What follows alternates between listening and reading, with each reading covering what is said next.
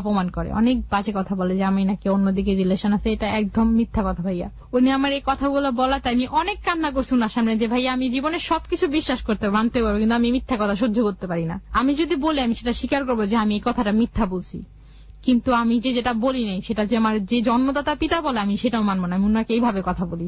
প্রথমে আপনার নামটা একটু বলেন। জি, আমার নাম মারিয়া আক্তার বৃষ্টি।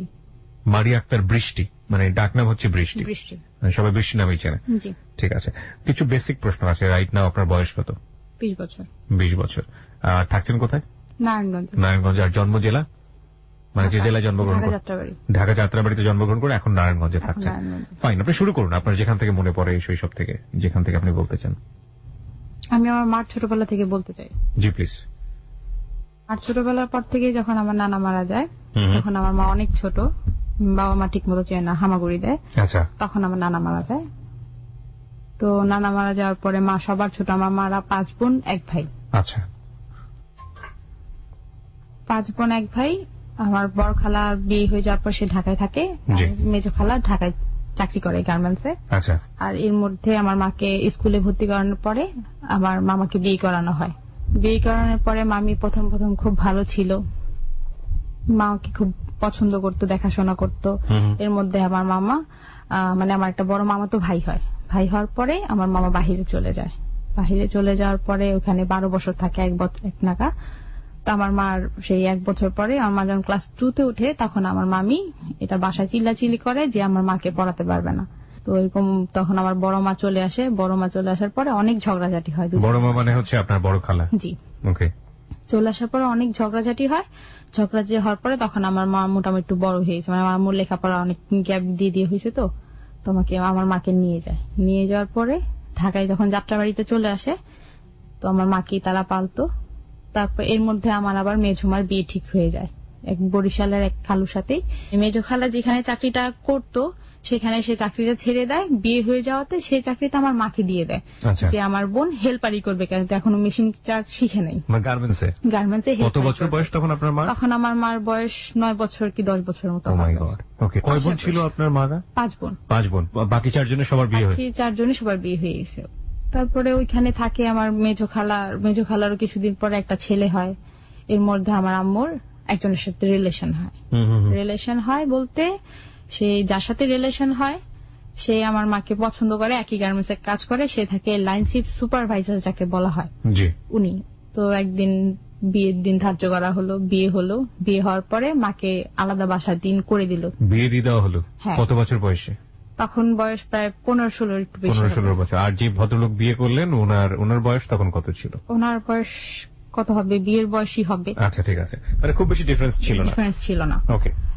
তখন এরকম হলো, তখন তাদের আলাদা বাসা করে দেওয়া হলো। খালারা একটা আলাদা বাসা করে দিল, যে যেখানে যে ওরা থাকতে পারবে আলাদা। 1995 সালে জুন মাসের 6 তারিখে সন্ধ্যাবেলা আমি জন্ম হলাম। আমি জন্ম হওয়ার সময় বাবা বাসায় ছিল না, বাবা অফিসে ছিল। যে বাবার যে ওইখানকার মালিকের সাথে কি নিয়ে ঝগড়া হয়েছে সেটা আমাদের কখনো বলে নাই। উনি চাকরিটা ছেড়ে দিয়ে আসে। সে অফিস টাইমে বাসায় আসে, যে টাইমে ছুটি হতো সেই টাইমে সে বাসায় আসতো। এর মধ্যে আমি বড় হয়ে যাই। তখন থেকে মা খালাদের কাছে জিনিসটা শেয়ার করলো, তখন খালারা আমাদেরকে হেল্প করা শুরু করলো। আচ্ছা। হেল্প করা শুরু করলো, আমাকে আমার বড় মা রাখতেছে, আমার মেজো খালা নিয়ে যেতেছে, এরকম করে ওনারা পালতেছে। পালার মধ্যে আমি বড় হয়ে যাই। আমার প্রথম জন্মদিন করা হয়। তো এক সময় দেখে যে মা আবার আমার জন্মদিনের পরের দিন 7 তারিখ হয় জুন মাসের, তখন গার্মেন্টসে সকালবেলা যায়। সকালবেলা যেই বলে যে ওর আব্বু তো এখান থেকে চাকরি ছাড়ছে কিনা আমি সঠিক জানি না, তো প্রতিদিনই তো এই সময় বের হয়, অফিসে কি আসে না। তখন উনি বলে তুমি তো আরো 6 বছর আগেই চাকরি ছেড়ে দিছে। এর মধ্যে আমার মা আবার কনসিভ হয়ে যায়। মানে এটা আমার কাছে খুব কন্ট্রাডিক্টরি লাগছে। সেটা হচ্ছে যে 6টা বছর তিনি কোনো কিছু দেন না ফ্যামিলিতে, তাহলে এই 6টা বছর সে আপনার ফ্যামিলিকে কি বোঝাতো? টাকা না দিলে তো বোঝাই যায় যে সে তার কোনো কাজকর্ম নেই, জব নেই। না, সে তো অফিসিয়াল ভাবে যাইতো। ওনার শুধু বলতো আইসা রাত্রে আইসা এমন একটা ভাব নিত যে অফিসে অনেক সমস্যা। মাঝে মধ্যে বলতো ওই অফিসের মালিক অসুস্থ হয়ে গেছে, স্ট্রোক করছে, নানান বাহানা দিত। 6 বছর একটানা বাহানা কিভাবে সম্ভব? আমার মা খুব সহ্য করছে। আমার মা তখন অনেক ছিল, মানে যা বলতো সরল ছিল, যা বলতো তাই বিশ্বাস করতো। Nothing is impossible in human life, একটা কথাই আছে। বলুন তারপর। তো এরকম মা যখন চাকরিতে লাগলো, যখন 1 মাস হয়ে আসলো, মা বাসায় অনেক ঝগড়া করতেছে যে তুমি 6টা বছর আমাকে মিথ্যে কথা রাখছো, আমি খুব বিশ্বাস করছি তোমাকে। মা অনেক ঝগড়াঝাটি করার পরে বাবা হঠাৎ করে রেডি হয়ে বাসা থেকে চলে যায়। আচ্ছা। মা চিল্লাচিল্লি করে যে তুমি মিথ্যা কথা বলছো, তুমি আমাকে ধোকা দিছো, এরকম কিছু বলে যে মেয়েটা বড় হইতেছে, এর মধ্যে সে আরেকবার কনসিভ হয়ে গেছে। তখন আবার বাবা চলে যায়। তো অনেকদিন হয়ে 2-3 দিনের বেশি হয়ে যায়। তখন মা বড় মাকে বলে যে তুমি আপনার কাছে তো বৃষ্টি রাখা, আমার নাম তো বৃষ্টি রাখা হয়, তখন বলে বৃষ্টি আব্বু তো বিয়ের আগে আপনাকে ঠিকানা দিছে, তো ঠিকানাটা আমাকে বলেন। ঠিকানাটা বলেন। তো বড় মা ঠিকানাটা একটা কাগজে লিখে দিছিল, সেটা হারিয়ে ফেলে। তখন সে বাবা আসে, যখন আমার ছোট বোন মানে দুনিয়াতে আসারও 3-4 মাস আগে আমার বাবা আবার ফিরে আসে। বলে যে আমি আমার বন্ধুর সাথে দূরে বেড়াতে গেছিলাম, অনেক দূরে বেড়াতে গেছি, তো ওইখানে ফোনের কোনো যোগাযোগ নাই, তোমার কাছে মোবাইল নেই, জন্য যোগাযোগ করতে পারি না। আমি যতটুকু বুঝতে পারছি যে আপনার মাকে দ্রুত বিয়ে দিয়ে দেওয়া কোনো কিছু না জেনে শুনে, তা আপনার খালারা মনে করেছে যাই হোক একটা বোঝা আছে, যত দ্রুত পারি বিদায় করি। এটাই। আর বিয়ে দেওয়ার পরে একটা রেসপন্সিবিলিটি কাজ করেছে, বেশি খোঁজ খবর করে যদি কিছু করতে সাপ বের হয়ে যায় সেটা তো রেসপন্সিবিলিটি আমাদের কাঁধে আসবে। সুতরাং এটা এত তাড়াহুড়ো করার বা নাচানাচি করার দরকার নেই, একদিন চলে আসবে। Okay fine. তারপর আমার ছোট বোন যেদিন জন্ম হওয়ার দিন চলে আসে, যেদিন সে হবে 8 নভেম্বরের 8 তারিখে সে জন্ম হয়, তখন আমার আম্মুর অবস্থা অনেক খারাপ থাকে। তখন আমার বাড়ি এলি আমার আম্মুকে ডাকায় নিয়ে আসে যে আপনার বোনের অবস্থা অনেক খারাপ, তাকে হাসপাতাল নিতে হবে। এসে দেখা যায় আমার আম্মু 2 দিনের না খাওয়া ছিল, ঘরে চাল ছিল না। আমি বাড়িয়ালির ঘরে আমাকে নিয়ে যেত, ওনারা যা খাওয়াতো তাই খেতাম।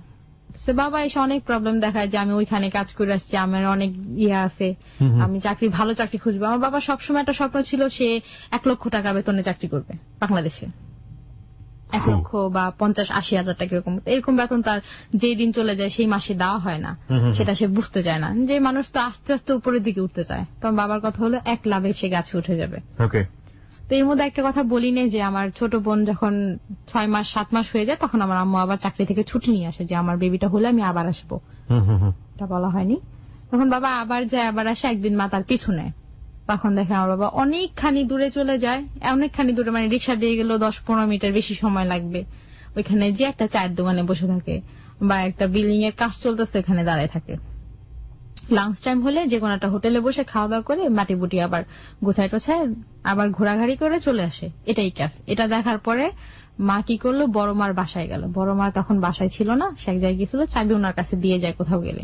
সে তার একটা মিরসিপ থাকে, মানে কাঠের যে ডুলির মতো, ওইটাকে পুরো নাড়ে, যে ঠিকানা যেহেতু বলছে লিখে দিছে এখানেই কোথাও থাকবে।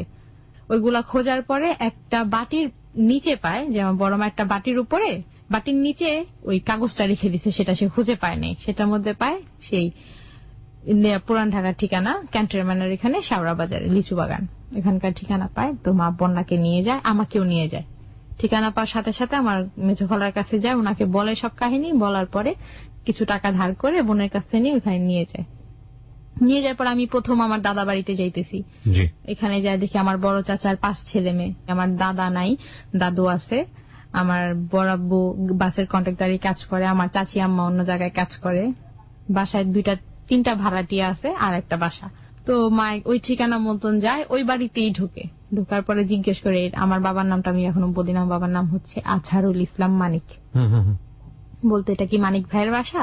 আমার বাবার নাম জহুরুল হক যুগল। আমাদের নেম প্লেটে বাইরে একটা নেম প্লেট ছিল, ওইখানে দেখে আমার বাবার মা ঢুকছে। ঢোকার পর প্রথমে গেট নক করার পরে আমার দাদু দরজা খুলছে। দাদু দরজা খুলে বলতেছে, কে তুমি? বলতেছে, আমি মানিকের স্ত্রী। পরে আমার দাদু দাঁড়ানো থেকে ঠাস করে বসে পড়ছে। বসে পড়ার বলতেছে, তুমি মানিকের স্ত্রী? কে বললো তোমাকে? মা বলতেছে, কে বলবে, আমি নিজেই তো। এই যে ওনার 2টা বাচ্চা, 2টা মেয়ে, বৃষ্টি বন্যা। আপনার তখন বয়স কত? আমার তখন বয়স প্রায় 8 বছর 9 বছর। আপনার মনে আছে সেই স্মৃতি? আমার মনে আছে। ওকে, তারপর? আমার দাদু দাঁড়ানো অবস্থা থেকে বসে পড়ছে। বসে পড়ার পরে মা তাকে ধরে উঠাইছে, বন্যাকে আমার কোলে দিয়ে ওনাকে ধরে উঠাই বসাইছে, সালাম করলো। পরে আমার দাদু খুব সহজে আমার মাকে মেনে নিছে, কারণ আমার দাদু সেটা কখনো বলে নাই যে তার ছেলে নাম্বার 1 একটা মিথ্যাবাদী, সেটা মানে। এবং এর আগে আপনাদের সম্পর্কে কিছুই বলেনি? না, সে জানে নাই বিয়ে করেছে, বাচ্চা হয়েছে, কিছুই জানে নাই। তখন দাদু বলতেছে যে তুমি এখানেই থাকো, ও তুমি যদি সত্যি মানিকের ওয়াইফ হয়ে থাকো, যেহেতু আমার কাছে কোনো প্রুফ ছিল না আমরা 2জন ছাড়া, তাহলে তুমি যদি এখানেই থাকো, ও যদি তোমাকে ওখানে খুঁজে না পারো, তো 1-2 দিন পর পর এখানে আসে, আসার পরেই তাহলে দেখতে পারবো। তো আমার দাদু আমার মাকে খুব যত্ন করে, কোনো খারাপ বিহেভ করে না, যেমন ছেলে করছে সত্য মিথ্যা পরে যাচাই হবে। মা ওখানে যে খাওয়া দাওয়া করে, ফ্রেশ হয়ে ঘরের কাজ টাজ করে। দাদু আমাকে খুব আদর করে, বন্যাকে করে, আমার চাচিদের সাথে সবার সাথে পরিচিত হলো। আমি আমার 9 বছর পরে আমি আমার চাচাতো ভাই বোনদের দেখলাম। আচ্ছা। তো 2 দিন হয়ে যায়, 3 দিন আমার বাবা আসছে। বাবা এসে যখন গেট নক করে, আইসে আমার দাদুকে সবসময় আম্মা বলে একটা ডাক দিত। ডাক শুনলে আমার দাদু বলতো যে আমার ছোট ছেলে আসছে। তো যখন ডাক দিচ্ছে তখন আমার দাদু বলতেছে, তুমি ওই রুমে যায় দাঁড়াও, মানিক আসছে, আমি দরজা খুলি, দেখি ও কি বলে, ওরে আমি জিজ্ঞেস করবো আগে। তো খোলার পরে করে, বাবা ঘরে আসে, জুতো টুতো খুলে আইসা দাঁড়ায়। তো আমাকে আর আটকে রাখতে পারে না, আমি বাবারে দেখে একটা দৌড় বাবা বলে। আইসা বাবার যখন ধরছি, বাবা আমারে মানে জাবরায় ধইরা দাদুর দিকে তাকায়া, মানে আর কিছু বলতেছে না। তখন দাদু তার দিকে তাকায় আছে। তখন দাদু তখন একদম শিওর হয়ে গেল যে হ্যাঁ, ওর মেয়ে না হলো তো আর ওরে ধরতো না, বাবা বলে ওরেও ডাকতো না। বড়রা মিথ্যা বলতে পারে, ছোটরা বলবে না। তো বাবা বললাম, বাবা কোলে নিল, কোলে নিয়ে বসাইলো। বসানোর পরে বললো, তোমরা এখানে কার সাথে আসছো? আমি বললি যে আমার আম্মু নিয়ে আসছে। পরে দাদু আব্বুকে একটা চড় মারে যে বিয়ে করছোস, যেভাবেই করছোস, তুই তো বিয়ে করছোস, তোর বউ নিয়ে বাসায় আসা উচিত ছিল, যেরকমই হোক। এই 9টা বছরের মতো আরেকটা নাতনি হয়ে গেছে এতদিন পরে, তাও তোর মুখে কোনোদিন শুনি নাই। তুই আসলে বলতি অফিসের কাজে ধরে ঢাকায় যেতে হয়, ওইখানে যেতে হয়, এই জন্য এতদিন পর পর আসোস। আমি মানতাম, কারণ আমার দাদু কখনো বাবার কাছে হাত খরচে টাকা চাইতো না। টুকটাক সে চলতে পারতো দেখে ছেলেকে কখনো চাপ দিত না। তো বলার পরে বাবা সব বলে যে আমি এইভাবে বিয়ে করছি। তখন মার সাথে আবার ওইখানে বাবার কথা কাটাই হয়েছে যে তুমি ফ্যামিলির কেন জানাও নাই কেন? তখন বলে আমি জানাবো না, মা যদি মেনে নেয়। তখন আমার দাদু বলে যে আমার বড় ছেলে এইভাবেই বিয়ে করছে, আমি সেটা যদি মেনে নিতে পারি, আমি ছোটটা পারবো না? আচ্ছা, আমার একটু জানার জন্য, আপনার দাদুর বাড়িটা কোথায় ছিল? গুলশান 1 নম্বর। গুলশান 1 নম্বর, ঢাকার গুলশান 1 নম্বরে? হ্যাঁ। ওকে, এটা কত সালের গল্প বলছেন আপনি? 2005-এর। 2005 সালে? হ্যাঁ, আজ থেকে 10 বছর আগের গল্প। ভেরি ইন্টারেস্টিং, প্রিয় শ্রোতা, খুব মনোযোগ দিয়ে শুনতে হবে। আপনার বাবার লেখাপড়ার অবস্থা কি ছিল? বাবা আই পাস ছিল, ইন্টারমিডিয়েট পাস ছিল। এবং ওনাদের ফ্যামিলি কন্ডিশন কেমন ছিল, আর্থিক অবস্থা কেমন ছিল? গুলশান 1-এ তাদের নিজস্ব মানে জায়গা, বাড়ি? তখন ওইখানে কিন্তু এত উন্নত ছিল না। ঠিক আছে, সেটা ঢাকার মধ্যে তো। হ্যাঁ। ওকে, হ্যাঁ বলুন একটু, আর্থিক অবস্থা কি ছিল? আর্থিক অবস্থা ছিল, বাবা কাজ করতো না, সেটা তো দাদু জানে না। ওই ঘর ভাড়া, বাসা ভাড়া পেতো আমার দাদু 5,000 টাকার মতন, সেটা দিয়ে কারেন্ট বিল দিয়ে চলে যেত। আচ্ছা আচ্ছা। আর আমার বড় চাচা কিছু হেল্প করতো, যদি উনি বাসের কন্ট্রাক্টারি করতো, ওইভাবে চলতো, মানে খেয়ে পড়ে সব ভালো আছে। গুলশান 1-এর কোন জায়গাটায় ছিল? লিচু বাগান ছিল, বস্তি ছিল না। তাহলে শাওরা বাজার তো নাম শুনছেন নর্দার পরে? ওই শাওরা বাজারে ছিল ওই লিচু বাগান। লিচু বাগানে? হ্যাঁ, এখানে যেটা গুলশান কলেজ হয়েছে সেই জায়গাটা, সেই স্থানটাই, ওই সেই স্থানেই গুলশান কলেজ হয়েছে। ওকে, আমরা স্টোরি ধীরে ধীরে রিভিল করবো, প্রিয় শ্রোতা। Very interesting story. আজকে সবাইকে বলতে চাই, খুব মনোযোগ দিয়ে শুনতে হবে, এবং ভেরি ভেরি ভেরি ইম্পর্টেন্ট একটা স্টোরি, এবং অনেক বড় একটা লেসন আছে আজকের এই স্টোরি থেকে। তারপরে এরকম চলতেছে, তো আব্বু আবার বলতেছে আমি একটা চাকরি পাইছি, এবার কনফার্ম, এবার কোনো মিথ্যা কথা না। তো দাদু বলল যে তুমি মিথ্যা কথা বলো না, সত্যি কথা বলো, তুমি জানো আর উপরে আল্লাহ জানে। তো ওইখানে আমাদের এখানে কালাচাঁদপুর একটা প্রাইমারি স্কুল আছে, ওইখানে আমাকে ভর্তি করা দেওয়া হলো ক্লাস 3-তে, কারণ আমার বয়স অনুযায়ী আমাকে ওইখানকার স্যাররা বলতেছে ওকে যদি একটু ভালোভাবে পড়ান ওইখানেই পারবে, ওকে 3-তে ভর্তি করে দেয়, ডিরেক্ট ক্লাস 3-তে। হ্যাঁ। ওকে।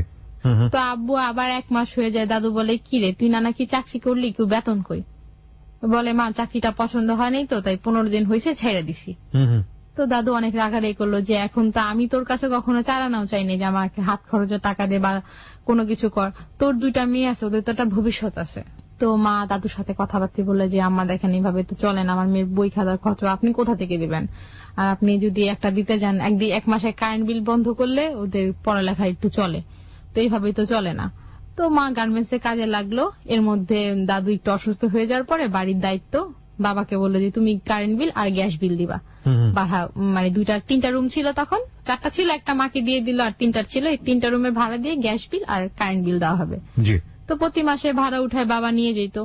মা এদিক দিয়ে গার্মেন্টসে কাজ করতেছে, আমার চাচিও করতেছে, চাচি করতেছে অন্য একটা কোম্পানি, কিসে করতেছে সেটা কখনো জানি নাই, কখনো বলে নাই। তো যখনই বাবা কারেন্ট বিল আর বিদ্যুৎ বিল দিতে, গ্যাস বিল দিতে যেত, তখন তো ঠিকই যাইতো টাকা নিয়ে, সেদিন বলতো হ্যাঁ বিল দিয়ে আসছি, সে পরের দিন দেখতাম সে অনেক বাজার করতেছে।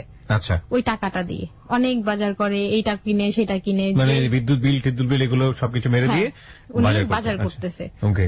তো মা বলে না, দাদু বলতেছে যে বিদ্যুৎ বিল নিয়ে তো আর ফাইজলামি করা জিনিস না, করবেও না, সেটার উপরে তার বিশ্বাস আছে যে এটা ও জিতে জানে, বিল যদি বেশি হয়ে যায়, টাকা বেশি জমে যায়, ওনারা আসলে লাইন কেটে দিবে, এটা ও করবে না। আর নিশ্চিন্ত মনে বিশ্বাস করছে ওনাকে। প্রায় এরকম প্রায় বছর খানিক হয়ে যায়। এর মধ্যে বাড়ির মধ্যে একদিন নোটিশ আসে, বিল বেশি হয়ে গেলে তো নোটিশ পাঠায় আগে, নোটিশটা বাবার হাতেই পড়ে।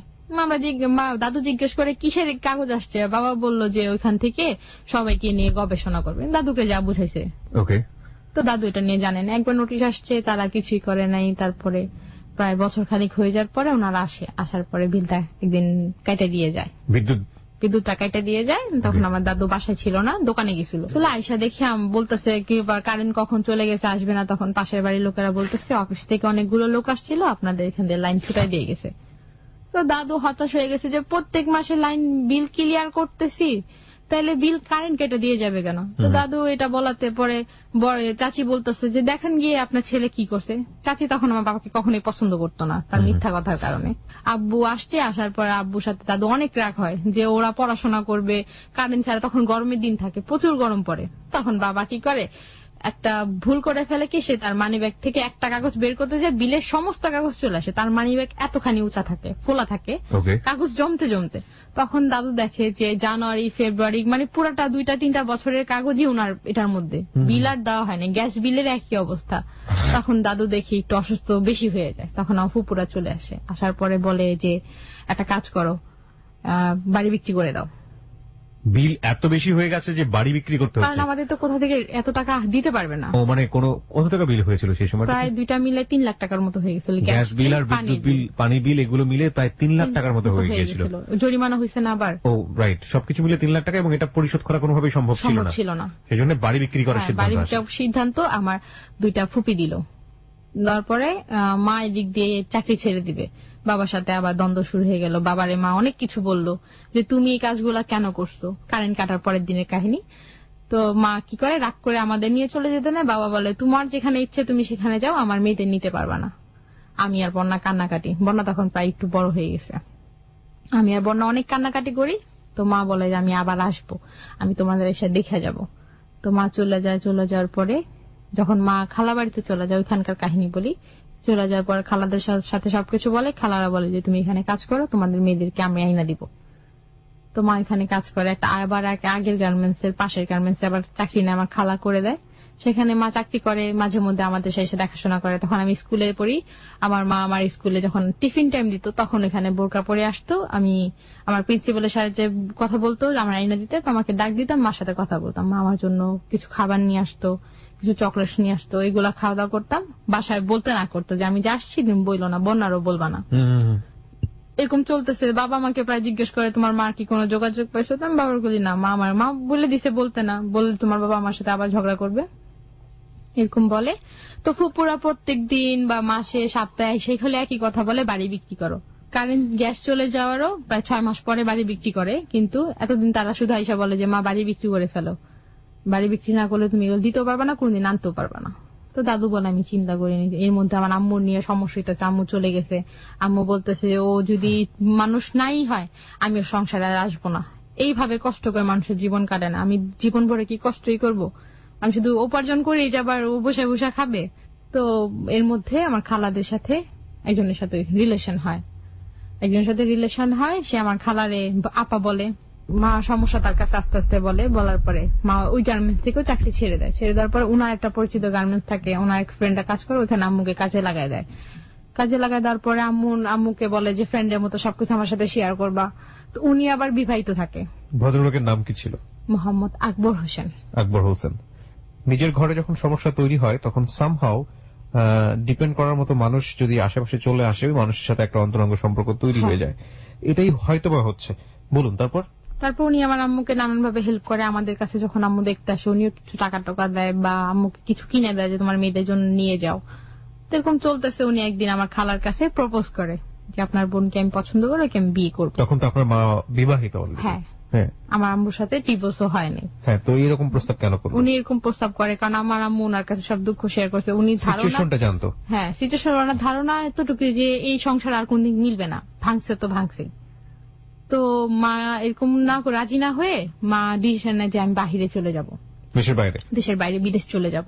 খালারা বলে যে বিদেশ যাবো, এত টাকা কোথায় পাবো? তখন তো বিদেশ যেতে প্রায় 50,000-80,000 টাকা লাগতো। তখন উনি বলতেছে দিব, আমি দিব। ওনার তখন একটু ভালো ব্যবসা ছিল, উনি ওনার রিক্সার গ্যারেজ ছিল, তো দিত। এদিক দিয়ে আম্মু পাসপোর্টের লাইন ট্রেন সবকিছু করতেছে, এদিকে আমাদের মাঝে মধ্যে এসে দেখতে যেতেছে। আর আমার বাবা ওই 420 চাষে, ওনাদের বাড়িতে কারেন্ট কেটে দিছে, গ্যাস নাই, আমরা রান্না করতেছি লাকড়ি চুলায়, ওটার কোনো মাথা। উনি ওই টোটো কোম্পানির ম্যানেজারের মতো ঘুরতে আসে। ক্লাস 5 উঠে যাওয়ার পরে স্কুল থেকে আমাকে বৃত্তি পরীক্ষা দিতে বলে, যে 5 উঠলে তো বৃত্তি পরীক্ষা দিতে হয়, তুমি কি দিতে পারবা? দিতে বললে তোমাদের তো আবার কিছু টাকাও লাগবে, বৃত্তি কোচিং করতে হবে, মাসে 300 টাকা করে। বাবারে বলি, বাবা বলছে ঠিক আছে, বৃত্তি পরীক্ষা দিবা যখন দাও, স্যারের সাথে আমি কথা বলবো। তো বাবা স্কুলে যায় কি কথা বলে যায় না, আমাকে কোচিং এ নেয়। কোচিং এ যাওয়ার পর আমি যখন 1 মাস কোচিং করি, মায়ের মধ্যে একদিন আসে, আইসা আমার দেখা যায় আমার স্কুল ছুটি হয়ে গেছে, আমি স্কুলেই আছি। আমি ওই টাইমটা আসে দেখি, মনে করছে বের হইলে আমার সাথে কথা বলতে দেখতেছে, আমি এক ক্লাস থেকে বের হয়ে আরেক ক্লাসে চলে গেছি। তখন মা ওয়েট করে, আমি ওখান থেকে বের হই। বের হওয়ার পর আমাকে মা জিজ্ঞেস করে যে এখানে আবার কিসে ক্লাস করলাম? বললাম মা এখানে বৃত্তি কোচিং করাইতেছে, তো মাসে 300 টাকা বেতন। বলতো তোমার আব্বুকে এখনো দিছে? আমি বলছি না, 1 মাস তো হয়ে গেছে, আব্বু এখনো টাকা দেয় নাই। তা আম্মু সেদিন মনে হয় বেতন পাইছিল, আমাকে 300 টাকা দিয়ে বললো তোমার স্যারের যে বলো যে আমার প্রথম মাসের বেতন কোচিং এর। আমি স্যারকে দিয়ে দিই, বাসায় যে আব্বুরে বলি যে আব্বু স্যার বেতন চাইছে। আম্মু বলছে তুমি বলবা না আমার কথা, টাকাটা নাও, নিয়ে রেখা দাও, যাতে তুমি দ্বিতীয় মাসে দিতে পারো। তো বাবারে বলি, বাবা বলতেছে ঠিক আছে তোমার স্যারের সাথে আমি কথা বলবো। বেতনের কথা বললেই বলতো স্যারের সাথে কথা বলবো। তো স্যারের সাথে কি কথা বলবে জানি না। এর মধ্যে ফুপিরা প্রায় আসতেছে, বাবারও বলতেছে যে মানিক ভাই জায়গাটা বিক্রি করে ফেলি, চলো জায়গাটা বিক্রি করে ফেলি। বাবা বলতেছে ঠিক আছে দেখি দেখি, এরকম বলতেছে। বাবা দেখি থেকে ভাবতেছে যে জায়গাটা বিক্রি করি, এমন একজনের বাটপারের সাথে মিলে বিক্রি করবো, যেতে সে এমন দামে বিক্রি করে সেও কিছু রাখতে পারো, ওইখান থেকে আমি পাই, এখান থেকেও আমি। বাবার প্ল্যানটা ছিল এরকম, সেরকম লোক সে পাইতেছে না, এই জন্য বলতেছে দেখি। তো মা এখানে বিদেশে সব লাইন করে ফেললো। বিদেশে লাইন করে ফেলার পরে মা হঠাৎ করে একদিন আসলো, আসার পরে আমার বন্যার কোলে নিয়ে অনেক কান্নাকাটি করছে। তখন বুঝি নাই মা যে চলে যাবে আজকে রাত্রে। বাবা বাসায় ছিল না, দাদুর সাথে যোগাযোগ করে বাসায় ঢুকে, বাসায় ঢুকার পরে আমাদের 2 বোনকে নিজে রান্না করে খাওয়ায়, খাওয়ানোর পরে 2জনকে ঘুম পাড়ায়।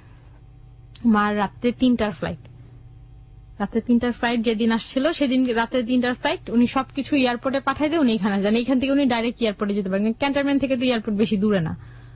তো মা আমাদের ঘুম পাড়ায়, খাওয়া দাওয়া করায়, বুঝি না যে মা সেদিন চলে যাবে। মা অনেক কান্নাকাটি করে, ধরলেও কান্নে, দেখলেও কান্না করে, মানে সামনে গেলে মা কান্না করে, রান্না করতেছে কান্না করতেছে। দাদুর বললাম দাদু মা কান্না করে কে? বললো তোমার মা এবার গেলে কয়েকদিন দেরি করে আসবে তোমাদের দেখতে। তো ঠিক আছে দেখি। তো মা ওদিন আমার বন্যারে একসাথে ঘুম পাড়ায়, দাদুর সাথে জিনিসটা উনি শেয়ার করে যে আমি আম্মা বাহিরে চলে যেতেছি আমার মেয়েদের ভবিষ্যতের জন্য, আমি যাচ্ছি আমার মেয়েদের ভবিষ্যতের জন্য। তো মা একদিন ওদিন রাত্রে চলে যায়। প্রিয় শ্রোতা, আপনারা সবাই শুনছেন close up presence hello 8920 ABC radio FM 89.2 এ। আমি আরজে কিবরিয়া রয়েছে আপনার সঙ্গে। আমরা ছোট্ট একটা বিরতি নিতে চাই এই পর্যায়ে, মাত্র 4 মিনিটের বিরতি। সবাইকে রিকোয়েস্ট করবো আজকের এই জীবনের গল্পটি শেষ পর্যন্ত কষ্ট করে হলেও শোনার জন্য। শুধুমাত্র আপনি না, আপনার সাথে যদি আরো কয়েকজন বন্ধুকে একটু বলে শোনাতে পারেন তাহলে খুবই ভালো হয়। এবং আজকের এই জীবনের গল্প শুধু জীবনের গল্প নয়, অনেক বড় একটা লেসনের জায়গা। মা চলে গেল, মা বাহিরে চলে গেল, বাবা জানতে পারলো। বাবা জানতে পারার পরে আমাকে বললো যে, আমি বাসায় এসে বললো যে বৃষ্টি বন্যা এদিকে আসো। তো 2জনই আসলাম। আসার পরে বললো তোমার মা তোমাদের ছেড়ে বিদেশ চলে গেছে। তা আমি বলতেছি মিথ্যে কথা, বাবা বাহিরে যায়নি, মা এখানেই আছে, মা যাত্রাবাড়ি খালাদের কাছে আছে। বলতেছে যে না চলে গেছে।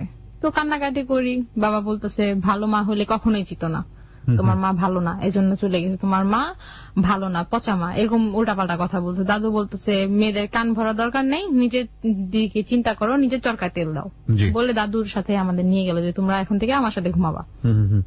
তারপরে মা ওইখানে বিদেশ চলে গেছে। খালারা খুব কম যোগাযোগ করে, খুবই কম।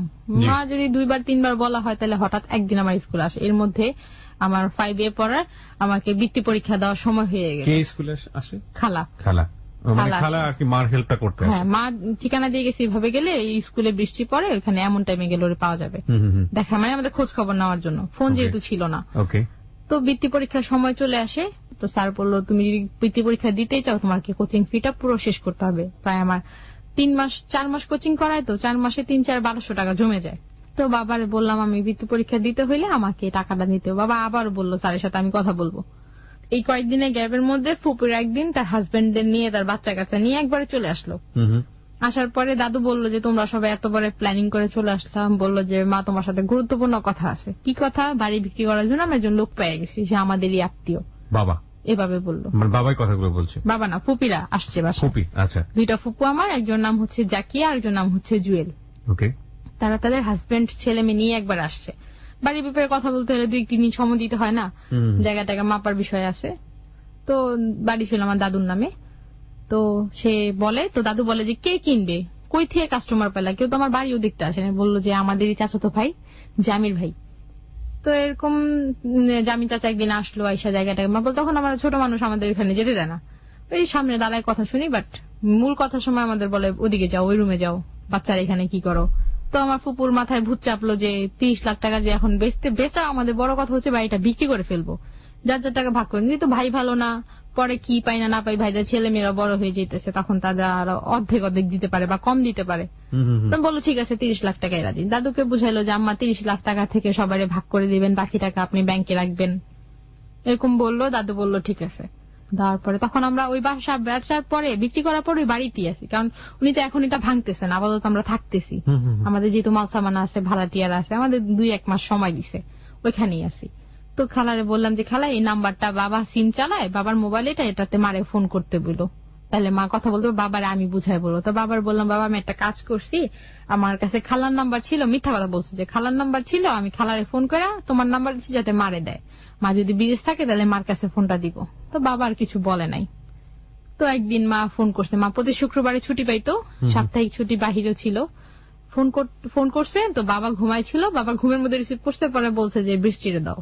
তো বাবা বুঝতে পারছে মা ফোন করছে, বৃষ্টিরে আমার ডাইকা দিল। তো মা হ্যালো বলার পরে কান্নাকাটি শুরু করে দিল, অনেকদিন পরে কথা দেখা হইতেছে না। তারপরে মা বললাম যে মা দাদু বাড়ি তো বিক্রি করে ফেলছে, আমরা আর কয়দিন পরে এখান থেকে চলে যাব, কোথায় যাব জানি না। মা বললো যে এই কাজ করছে কেন, বললাম। পরে দাদুর সাথে কথা বললো, দাদু বললো যে এত লাখ টাকা তোমার হাজবেন্ড এই কাজ করছে, তুমি যাই নিয়ে গেছো, এগুলা কই থেকে দিব, কেউ তার এত টাকা নিয়ে বসে থাকে না, আর কে দিবে। তো মা বললো ঠিক আছে যা করছেন, আমার মেয়েদের ভবিষ্যৎ করেন, টাকা কিন্তু আপনার ছেলের হাতে দিয়েন না। পরে দাদু বললো যে ওরে অলরেডি টাকা সব দেওয়া হয়ে গেছে, ওর টাকাও কি করছে জানি না। তো মাস খানিক চলে যায়, বাড়িতে আমাদের থাকার ডেট শেষ, মানে চাচা যতদিন থাকতে দেয়, তারপরে উনি সেটা ভাঙার চিন্তা ভাবনা করবে, এর মধ্যে গাছ কাটা শুরু হয়ে যায়।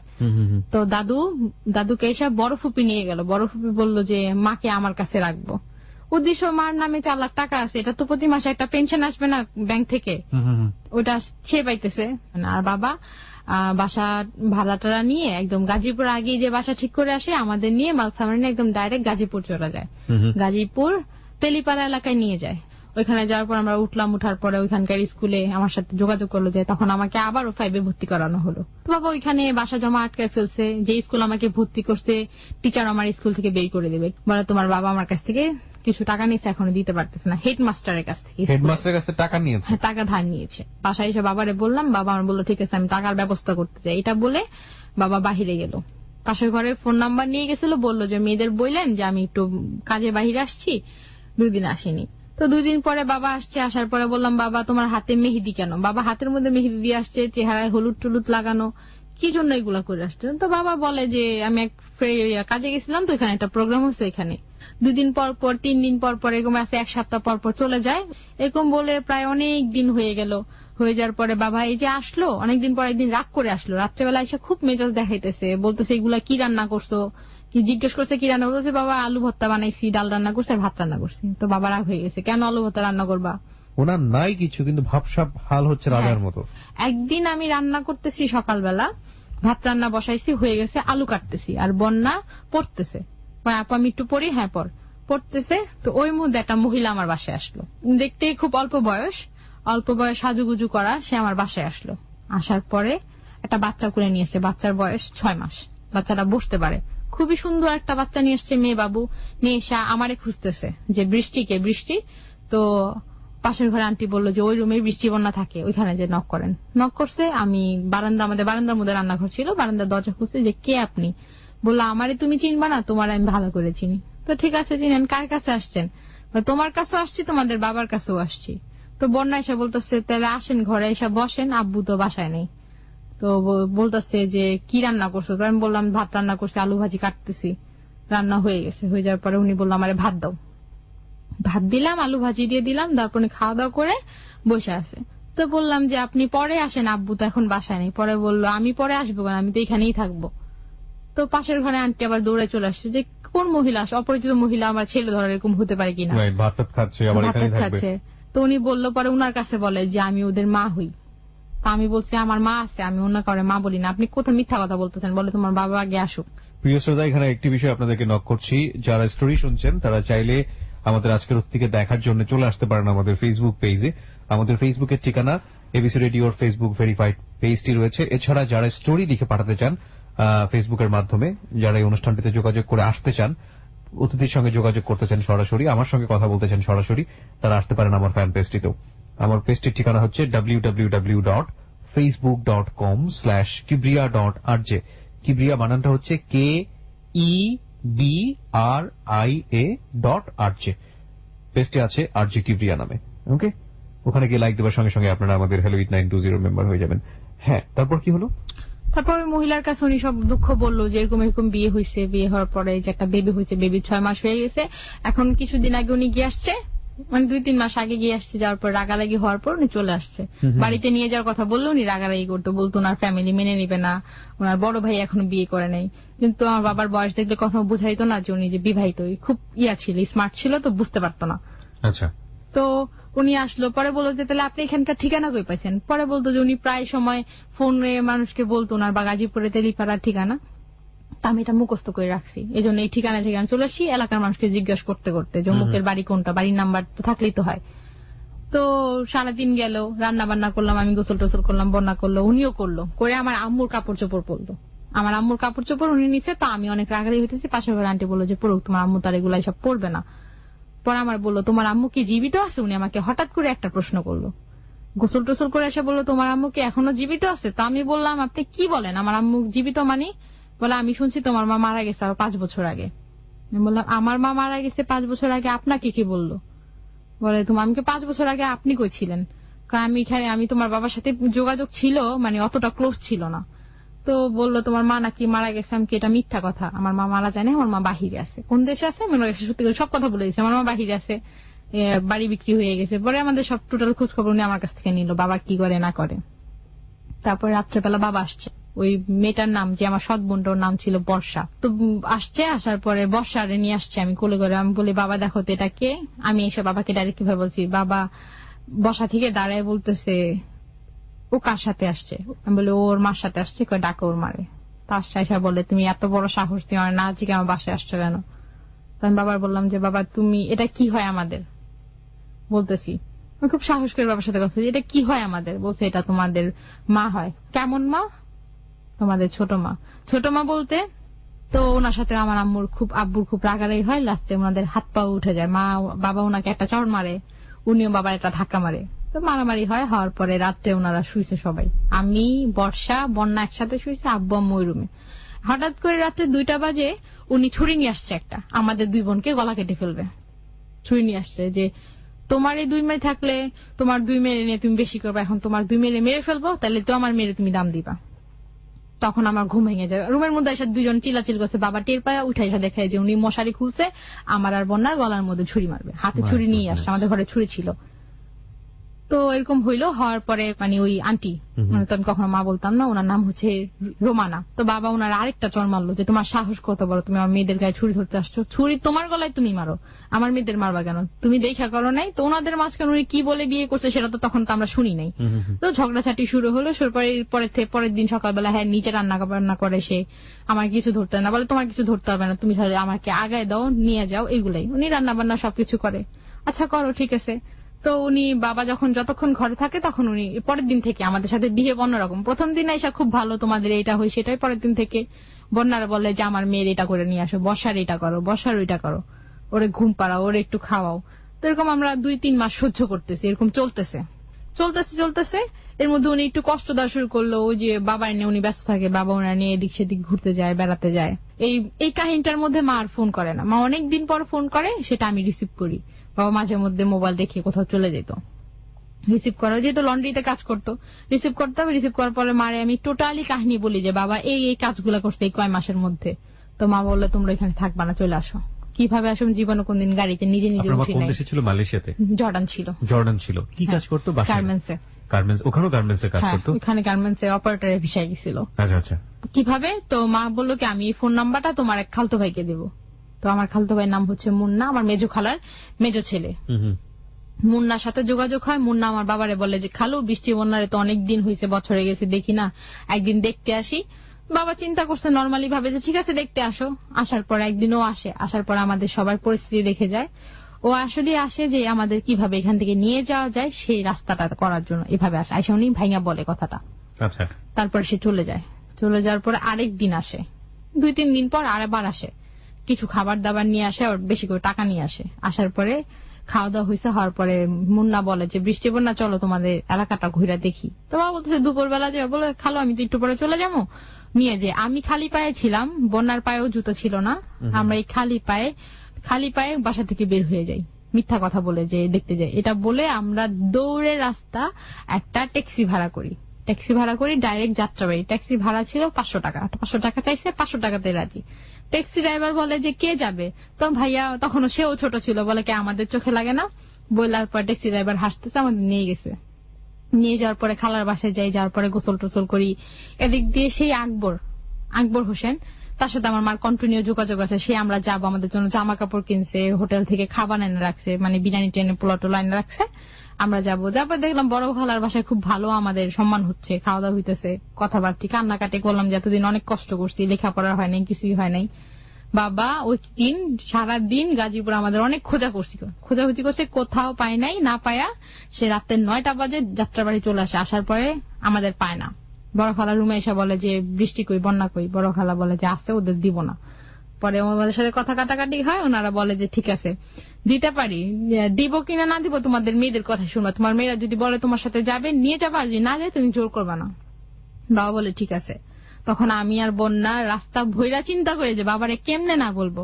তখন বন্যা বলে না, আমি বাবার সামনে এসে বলি আমি তো তোমার বড় মেয়ে, আমি তোমার কাছে যাব না, তুমি তোমার ওই মেয়ে নিয়ে থাকো, তোমার কাছে থেকে আমাদের লাইফ বরবাদ ছাড়া আর কিছুই হইব না। বলার পরে বাবা রাগ করে চলে যায় যে ঠিক আছে তোমরা আজকে থেকে আমার মেয়ে না, বলে সে কাজে পড়ে চলে যায়। আমরা এখানে থাকি। এখানে থাকার পর আমি 6-এ ভর্তি হই স্কুলে। 2007-এ আমার মা চলে আসে দেশে। আমার মা দেশে চলে আসে, এর মধ্যে আমি মোটামুটি সাবালিকে হয়ে যায়, আমার বয়স 15 বছর হয়ে যায়। মা দেশে আসার পরে শুনছি যে আমার মার সেকেন্ড বিয়ে ওনার সাথে হয়ে গেছে। ওনারে আমি কখনো বাবা বলি নাই, আব্বুও বলি নাই, সবসময় মামা বলতাম।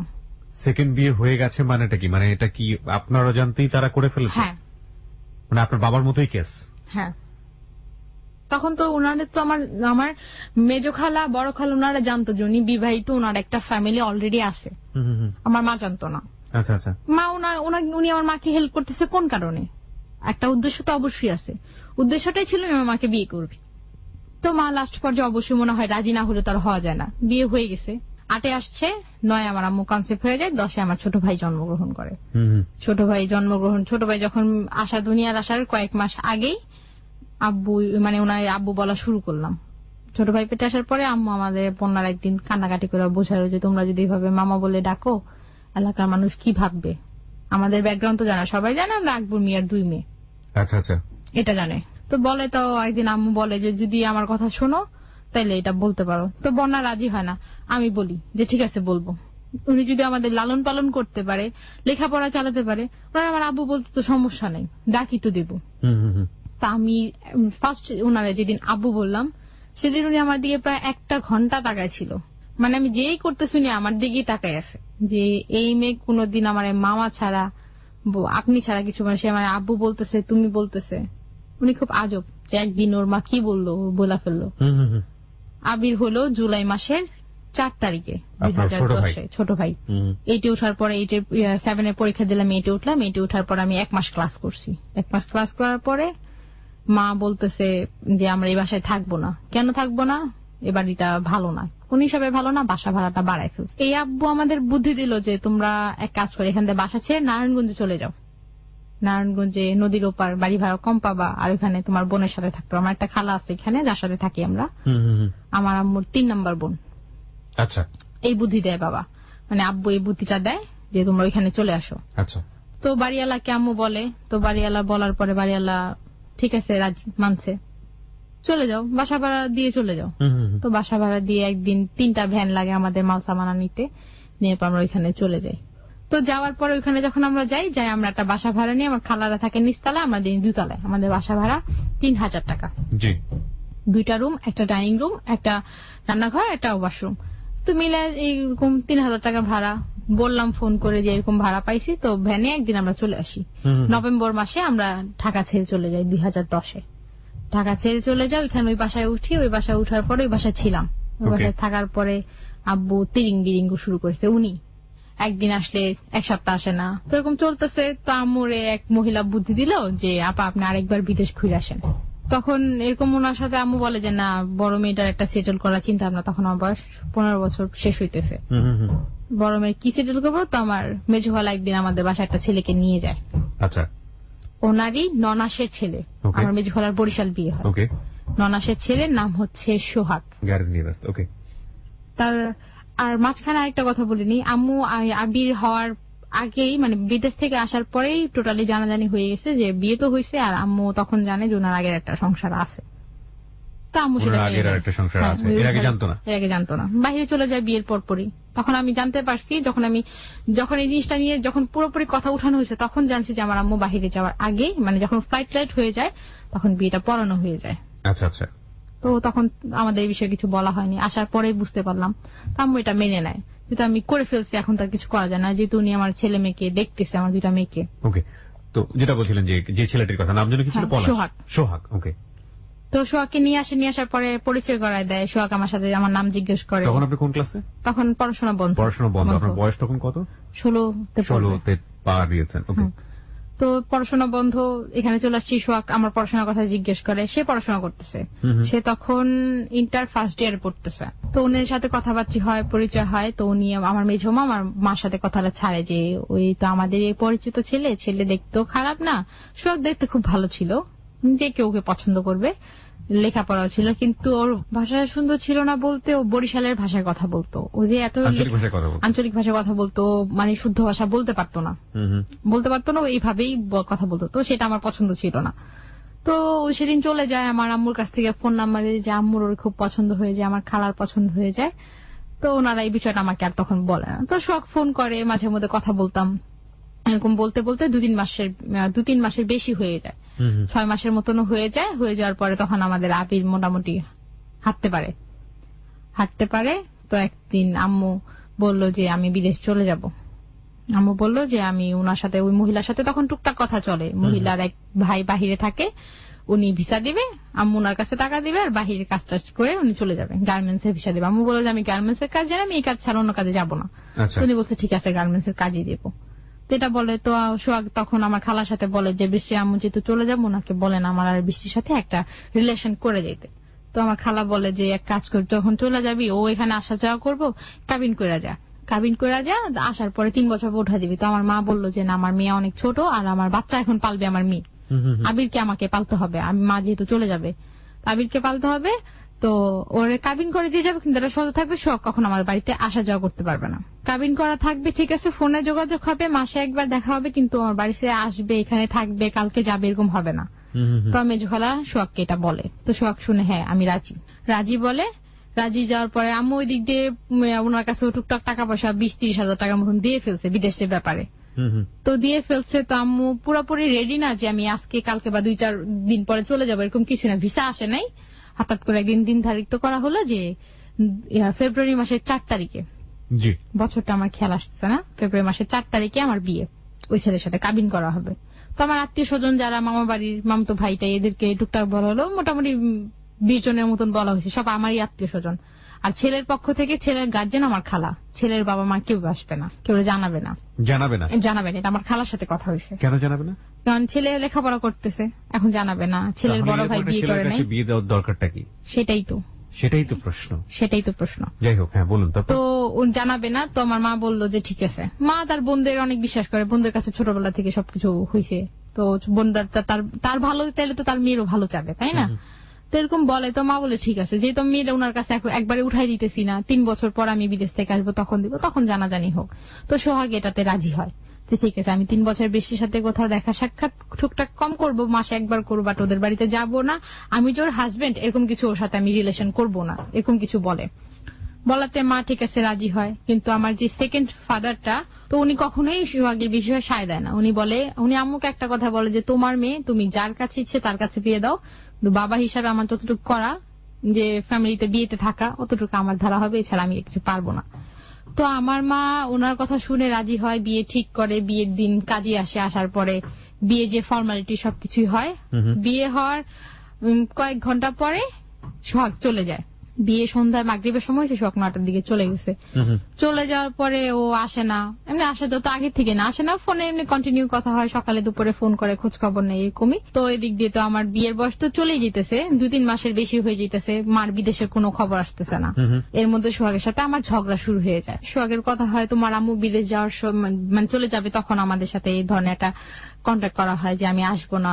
তো তোমার মা তো এখন বিদেশ যায় নাকি, এখন আমি এরকম করবো কেন?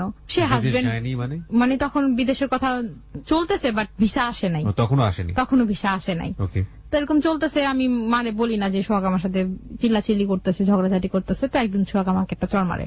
এই কথা কাতে নিয়ে আমি বলছি যে আমি আমার মার কথা থেকে নড়চড় হব না, 3 বছর পরে আপনি আমার সামনে আসবেন, 3 বছর পরে আমি আপনাকে আপনার ওয়াইফ হিসাবে আপনার সামনে যাবো, আপনি আমাকে হাজবেন্ড হিসাবে আমার কাছে সামনে আসবেন। ততদিন পর্যন্ত আপনাদের মধ্যে কোনো স্বামী স্ত্রীর যে সম্পর্ক সেটা আলটিমেটলি হয়নি। ওকে, প্রিয় শ্রোতা, আমরা এই জায়গাটায় ছোট্ট একটা বিরতি নিতে চাই। ফিরে আসবো ঠিক রাত 1টার টাইম চেক হওয়ার সঙ্গে সঙ্গে। যারা এতক্ষণ আমাদের সঙ্গে জেগে আছেন, আশা করছি শেষ পর্যন্ত থাকবেন, বিকজ আমরা আবারও ফিরছি বৃষ্টির জীবনের গল্পে। হ্যাঁ, যেখানে আমরা ছিলাম, আপনার সাথে এক ধরনের খারাপ বিহেভের কথা আপনি বলছিলেন, গায়ে হাত তোলার কথা বলছিলেন। আমাকে একটা চড় মারার পরে সে কথাটা আমি কাউকে জানাই না, নিজে কান্নাকাটি করি। তারপরে তার সাথে আমি একই কথা বলি যে আমি আমার মার কথায় লচ্চর হব না, আপনার সাথে আমি কোনো ধরনের রিলেশন করবো না, আমার বাড়িতে আসতে পারবেন না। তো উনি আমার যে খালার সাথে এখন আমরা আছি, ওই খালার সাথে যোগাযোগ করে, খালাকে বলে যে খালা ও এই ধরনের ব্যবহার শুরু করছে, ও যে গায়ে হাত তুলছে সেটা ও বলে না। তো আমার আম্মু বলছে ঠিক আছে, খালা মার সাথে শেয়ার করে যে এটা তো হয় না, যেহেতু বিয়ে দিয়ে ফেলছে, এখন তো আর কিছু করার নাই। তখন মা বললো খালাকে যে নিজের পায়ে দাঁড়িয়ে আমার মেয়েকে নিয়ে যাক। যেহেতু যখন আমার সাথে ওর সাথে বিয়েটা হয়ে যায়, তখন ও পড়াশোনায় করে। ওর বাবা ওকে বরিশাল থেকে টাকা পাঠায়, ওই টাকা দিয়ে ও পড়াশোনা করে, মেসে থাকে, জানে না, ও কাউকে বলে না, ওর ফ্রেন্ডদের সাথেও শেয়ার করে না, বাস এটা ওর কাছে গোপনে থাকে। তো আমার খালা মা বললো যে আমি আমার মেয়েকে বিয়ে দিছি বেকারের কাছে, ঠিক আছে জেনে শুনে দিছি, কিন্তু ও যেহেতু দেখতেছে আমি এখনো যেতে পারতেছি না, আমার ভিসা আসতেছে না, ওর যদি আমার মেয়েকে নিয়ে যাওয়ার ইচ্ছা থাকে, ধরনের চিন্তা ভাবনা থাকে, তো নিজের পায়ে দাঁড়াক, চাকরি করে আমাকে নিয়ে যাক। তো খালা এই কথাটা আবার সোহাগের সাথে শেয়ার করে। তখন কি করতো? পড়াশোনা করতো। কিসে পড়তো? Inter first year. এরকম একটা ছেলের সঙ্গে আপনাকে বিয়ে দিল। ওকে। তো খালা ওকে এই কথাটা বললো যে সোহাগ তোমার শাশুড়ির সাথে কথা বলছি, তোমার শাশুড়ি আমার এই কথা বলছে। তো ও বললো যে ঠিক আছে আমি চিন্তা করে দেখবো। তো ও সে একই কাজগুলা করে যে কাজগুলো আমার বাবা করছে, আমার জন্মদাতা পিতা করতো, যে আমি অফিসে যাচ্ছি কিন্তু কখনো আমাকে 1 টাকা দামে একটা সুতো কখনো দেয়নি, শুধু বিয়ের মার্কেটটা যতটুকু দরকার, বিয়েটা শাড়ি, টুকটাক কসমেটিক্স, এইগুলাই। তো আমি কখনো ওর কাছে কোনো চাইতাম না, আমার চাইতে ইচ্ছা করতো না। মার কাছে বলতাম মামা এটা লাগবে এটা লাগবে, ওর কাছে কখনো বলতাম না। তো ও বলতো যে বৃষ্টি আমি একটা চাকরি পাইছি। তো ঠিক আছে, কিসের চাকরি এটা পরে বলবো। তো এরকম দেখতেছি ও আমাদের বাসায় আসতে চাইতেছে, আমার সাথে উনি একটা রিলেশন ঘনিষ্ঠ করতে চাইতেছে, বাট উনি কোনো ইনকাম করতে পারতেছে না, আমার কোনো খরচ দিতে পারতেছে না, কিছুই না। আমি খাচ্ছি মার উপরে, থাকতেছি সব মার উপরে আর এই আব্বুর উপরে। তো দেখতেছি প্রায় 1 বছরের মতো হয়ে যাইতেছে, 6 মাস পার হয়ে গেল। তো 6 মাসের মধ্যে আমাদের বাসায় কখনো আসেনি, যা হইতেছে ফোনে হইতেছে, আর দেখা হইলে এরকম হইতেছে যে আমি গেছি বা ও আসছে, বাসায় না, আমার সাথে লোক গেছে, বন্যা গেছে বা আমার কোনো খালতো ভাইটাই গেছে, ছোট মোটো কেউ নিয়ে গেছি, ওইখান থেকে ও বিদায় হয়ে গেছে, আমি বাসায় চলে আসছি। তখন আমি মাকে বললাম যে মা তোমার ফ্যামিলি একটা ভুল করছে, তোমারে বিয়ে দিয়ে খোঁজ খবর না নিয়ে কোন ছেলে, কোন বাড়ির ছেলে, কি পরিচয়, ভালো না মন্দ, আমারও সেই একই কাজ করলা। তো মা এই কথাটা শুনে আমার দিকে তাকায় বলল তুমি এই কথাটা আমারে বলতে পারলা? হ্যাঁ অবশ্যই, আমি আজও পর্যন্ত ভাই আমি জীবনে যে কয়টা কাজ করছি মার পারমিশন ছাড়া করি নাই, মারে জিজ্ঞেস করছি, মা সায় দিছে সেটাই করছি, মা যেটা বলছে সেটাতে রাজি হয়েছে। তো মা আমার বিয়ে ঠিক করছে, আমি রাজি হয়েছি। বলার পরে মা বলতেছে তাহলে এখন কি করবা? আমি বলছি এখন ওর সাথে আমার কোনো সম্পর্ক হয়নি, আমি ওর সাথে সম্পর্ক রাখবো না, এই জন্য কারণ ওর ভিতরে আমার বাবার কোয়ালিটি গুলো আমি দেখতেছি, মিথ্যা কথা বলা, ছলনা করা, যেটা আমার বাবা করতো। কাজের প্রতি অলসতা, এগুলা বলাতে মা আমার ফ্যামিলির সাথে বোঝে যে আমার মেয়ে কথা বলতেছে। পরে সোহাগরা এসা বললো, কারণ আমার কথা শুনলে তো আর হবে না, দুই পক্ষের কথা শুনতে হবে। সোহাগ বলল যে আমি এখন চাকরি করব না, বিয়ে করছি 8 বছর পর ওঠে না। মা বললো ঠিক আছে 8 বছর পর নিবে, 8 বছর তুমি আমার মেয়ের খরচ করবো দিবা না? ওর তোমার স্ত্রী বললো যে না, আমি 8 বছর ওরে 1 টাকাও দিতে পারবো না, যদি 8 বছর আপনার মেয়েকে অপেক্ষা করতে না পারেন তাহলে আপনার অন্য কোথাও বিয়ে দিয়ে দেন। ওইটা বললো। তো সোহাগের সাথে ওদিন আমার শেষ কথা। তারপর সবাই চলে গেল, আমিও চলে আসলাম। তো রাস্তার মধ্যে বললো, বৃষ্টি তোমার সাথে আমার একটা কথা আছে। কি কথা? দাঁড়াইছি, বললো তোমার থেকে একটা বাজে মেয়ে অনেক ভালো, এভাবে এই কথাটা বললো। ওকে, তোমার মতো স্ত্রী থাকার চেয়ে একটা বাজে মেয়ে থাকা অনেক ভালো। এই কথাটা বলার পরে আমার হাতটা ধরে, ইচ্ছে করে হাত ধরে জোরে ঝাড়ি মেরে ফালাই দিই, এটা বলে যে আজকে তোমার সাথে আমার শেষ দেখা, শেষ কথা, যদি পারো ডিভোর্স লেটারটা দিয়ে দিও। কারণ ও দিলে ওর কাবিন নামাটা দিতে হবে, 4 লাখ টাকার কাবিন ছিল, কাবিনের কাগজও কখনো উঠানো হয়নি। আমি বললাম যে ঠিক আছে। বলার পরে চলে আসছি বাসায়। আসার পরে এই যে ওর সাথে যোগাযোগ বন্ধ হয়েছে, ওর সাথে যোগাযোগ বন্ধ হওয়ার পরে ওর সাথে কোনো যোগাযোগ নাই, আম্মুর বিদেশে কোনো খবর নাই। 3 মাস পর হঠাৎ করে ওই মহিলা এসে বলল যে আপনার ভিসা আসছে। কিসের ভিসা? আমার মাকে বলছে কিসের ভিসা? আপনার গার্মেন্টস এর ভিসা আসছে। ঠিক আছে, গার্মেন্টস এর ভিসা, মেডিকেল করতে হবে। তো আম্মুকে বলতেছে গার্মেন্টস এর বিষয়ে যেতে হলে আপনাকে ভাষা শিখতে হবে। তো আম্মু সেটা ডাউট করলো যে ভাষা শিখতে হয় শুধু বাসার কাজে গেলে, হাউস ভিসায় গেলে ভাষা শিখে যেতে হয়, যেমন ওই আসবাবপত্রের নাম, খাবারের নাম, পেঁয়াজের নাম, আলুর নাম, এগুলো শিখতে হয়। তো মারে উনি বুঝাইলো যে নতুন নিয়ম করছে সরকারে। মা বললো আমি অনেক আগে বিদেশ ছেড়ে আসছি, করতেও পারে, মা এমনি লেখাপড়া একটু কম জানে, এইসব বিষয় কিছু বুঝে না। তো ঠিক আছে শিখবো। মিরপুর 1 নম্বরে যে ভাষা শিখতে হবে, টেকনিক্যাল যেই অফিসটা আছে ওইখানে ভাষা শিখায়, বিদেশি ভাষা। তো এর মধ্যে আমার আম্মু ওইখানে যাওয়া আসার পথে আমাদের নারায়ণগঞ্জ থেকে বন্দর যেতে হলে নৌকা পার হয়ে যেতে হয়। তো নৌকা একদিন পার হতে যে আমার মার বুকে একটা আঘাত পায়, নৌকার বৈঠার সাথে বাড়ি খায়। বাম পাশের বেস্টের মধ্যে বাড়ি খাওয়ার পরে আম্মু একটু ব্যথা পায়। ব্যথা যাওয়ার পর এটা বাড়িটা একটু জোরে লেগে গেছে, যেহেতু এখানে রক্ত জমাট বেঁধে গেছে। আম্মু এটা আর বোঝে নাই, ব্যথা করতো না, পা এক্সট্রা খাইতেছে, কমতেছে, আর ভাষা শিখতেছে। ভাষা শিখা টিকার পর ওনারা আবার মেডিকেল করবে। মেডিকেল করার পরে এক্সরে করলো, এক্সরেতে ধরা পড়লো যে আমার আম্মুর বাম সাইডের বেস্টে একটা দাগ আছে। কিসের দাগ? ব্লাড জমা আছে। তো এর মধ্যে ভিসার ডেটও কম আসছে, ভিসার খুব অল্প সময় নিয়ে আসছে ভিসা, তাড়াতাড়ি যেতে হবে। তো ওই মহিলা আম্মুরে বুদ্ধি দিল যে আপনি 10,000 টাকা দেন, 10,000 টাকা দিলে আমরা ওনাকে যদি 10,000 টাকা দিয়ে দিই তাহলে আপনার এটা ওকে করে দিবে, আপনার রিপোর্টটা নেগেটিভ করে দিবে যে আপনার কোনো সমস্যা নাই। আচ্ছা আচ্ছা, ব্যথাটা কমছে, রিপোর্টও ঠিক আসছে, ফ্লাইট চলে আসলো ঘুষ দিয়ে। হ্যাঁ, ঘুষ দিয়ে ফ্লাইট চলে আসলো। ফ্লাইট হলো সেপ্টেম্বরের 12 তারিখে ফ্লাইট, 2014। তো তখনও আম্মু জানে যে আম্মু গার্মেন্টস এর বিষয়ে যাচ্ছে। যখন টিকেটের মধ্যে কিন্তু নাকি লেখা থাকে যে সে কোন কাজ যাচ্ছে, কিসে যাচ্ছে, ঠিকানা নাকি সব লেখা থাকে। আচ্ছা। তো আম্মু ওই প্লেনে উঠলো, ওইটা পড়লো, পড়ে আম্মু পুরাটা বুঝে নাই কা। তো এখানে পৌঁছাইলো, যে দালাল দিয়ে গেল, ওই দালাল ওই দেশেই থাকে। ওনার কাছে গেল, উনি আম্মুকে না যাওয়ার কয়েক মিনিট পর, মানে ওই দেশে বিমানবন্দরে নামার পরে জাস্ট আম্মুর হাইটে আসতে ওনার সামনে যতক্ষণ লাগছে, একটা ট্যাক্সি ভাড়া করলো, ডাইরেক্ট একটা বাসায় এনে দিয়ে সব বললো। আম্মু ওনাকে দেখে বলছে যে ভাইয়া দাঁড়ান, দাঁড়াইছে। উনি বলছেন আমাকে গার্মেন্টসে দিচ্ছেন অপারেটরের ভিসায়, আপনি আমাকে এই বাড়িতে দিয়ে গেলেন কেন? বলে উনি জানতো না যে উনি যার কাছে বলছে উনি ছলনাটা করছে। আচ্ছা। উনি বললো না তো, আমি আপনাকে তো গার্মেন্টস এর বিষয়ে কখনোই বলিনি আনবার, গার্মেন্টস এর বিষয়টা এখন বন্ধ। তা আম্মু এখন কি করবে? আর উনি বললো যে এখন কিছুই করার নেই, আপনি কাজ করেন, বাসায় দেশে যোগাযোগ করেন, আর উনাকে বলেন কি হবে। আম্মু ওই বাসায় ঢুকলো, যার পরে এখানে ওই ভাষাটার সাথে সব তো শিখেই গেছে, যারপর এখানে কাজ করতেছে 2-3 মাসের মতন। 2 মাস পরে আম্মু ফোন করছে আমাকে, কোরবানি ঈদের পরে ফোন করে, সেপ্টেম্বরে যাওয়ার পরে কোরবানি ঈদের পরে ফোন করে। ফোন করে বলে কান্নাকাটি, অনেক কান্নাকাটি করে। তো আম্মুর কান্না শুনে আমি নিজেও কান্না করি যে মা কি হয়েছে। পরে বলে যে তুই মহিলার কাছে যে বল যে উনি মিথ্যা কথা কেন বললো, আর আমি উনার কাছে বিশ্বাসে আসছি যে উনি আমাকে গার্মেন্টস এর বিষয় দিবে, যেই কাজ আমি জানি, যে কাজ আমি শুরু থেকে করে আসছি, উনি আমার বাসা বাড়ির কাজে কেন দিল। তখন ওনার কাছে আমি যাই বললাম যে আন্টি আপনি এই কাজটা কেন করছেন, আপনি আমার মার সাথে মিথ্যা কথা বলছেন। ঠিক আছে, আপনি আমার মারে বলতে পারতেন যে ভাই এই বিষয় নাকি এই বিষয় আছে, তুমি গেলে যাও, না গেলে না যাও। বলে তোমার মার আমি বলছি, তোমার মা মনে হয় ভুলে গেছে। আমি কি এটা কেমন কথা বলেন? একটা মানুষ একটা কাজে যাইতেছে, সেটা সে ভুলে যাবে? ওইখানে যায় তার মনে পড়ে গেছে। পরে উনি বলে ঠিক আছে, গেছে তো গেছে। উনি আর কথা কাটায়, উনার কাছে গেলে উনি অনেক ব্যস্ততা দেখায়, অনেক কথাবার্তি কাটায় দেয়। এমনি বাসা বাড়ির কাজে বিদেশ যেতে লাগে মাত্র 15,000 টাকা। উনি আমার আম্মুর কাছ থেকে 85,000 টাকা নিছে। দেওয়ার পরে আম্মুর এখানে 2-3 মাস হয়ে যায়। ওনার আম্মুকে ফোন করতে দেয় না দেশে, আম্মুকে ফোন করতে দেয় না, আম্মুকে অনেক কাজ করায়। রাতে বাংলাদেশে রাতে 2টা পর্যন্ত কাজ করায়, আর গোসল করতে দেয় না। বাঙালি বেশি পানি নষ্ট করে, গোসল করতে দেয় না, ভাত খেতে দেয় না, রুটি খেতে দেয়, আর ওদের দেশে যে ধরনের খাবার আছে ওইগুলো খেতে, যেগুলো আমার আম্মু খেতে পারে না। অভ্যাস নেই খেয়ে আমার আম্মু এখানে অসুস্থ হয়ে যায়। এক হচ্ছে না খাওয়া, আবার ওই বুকের ব্যথাটা দেখা দেয়।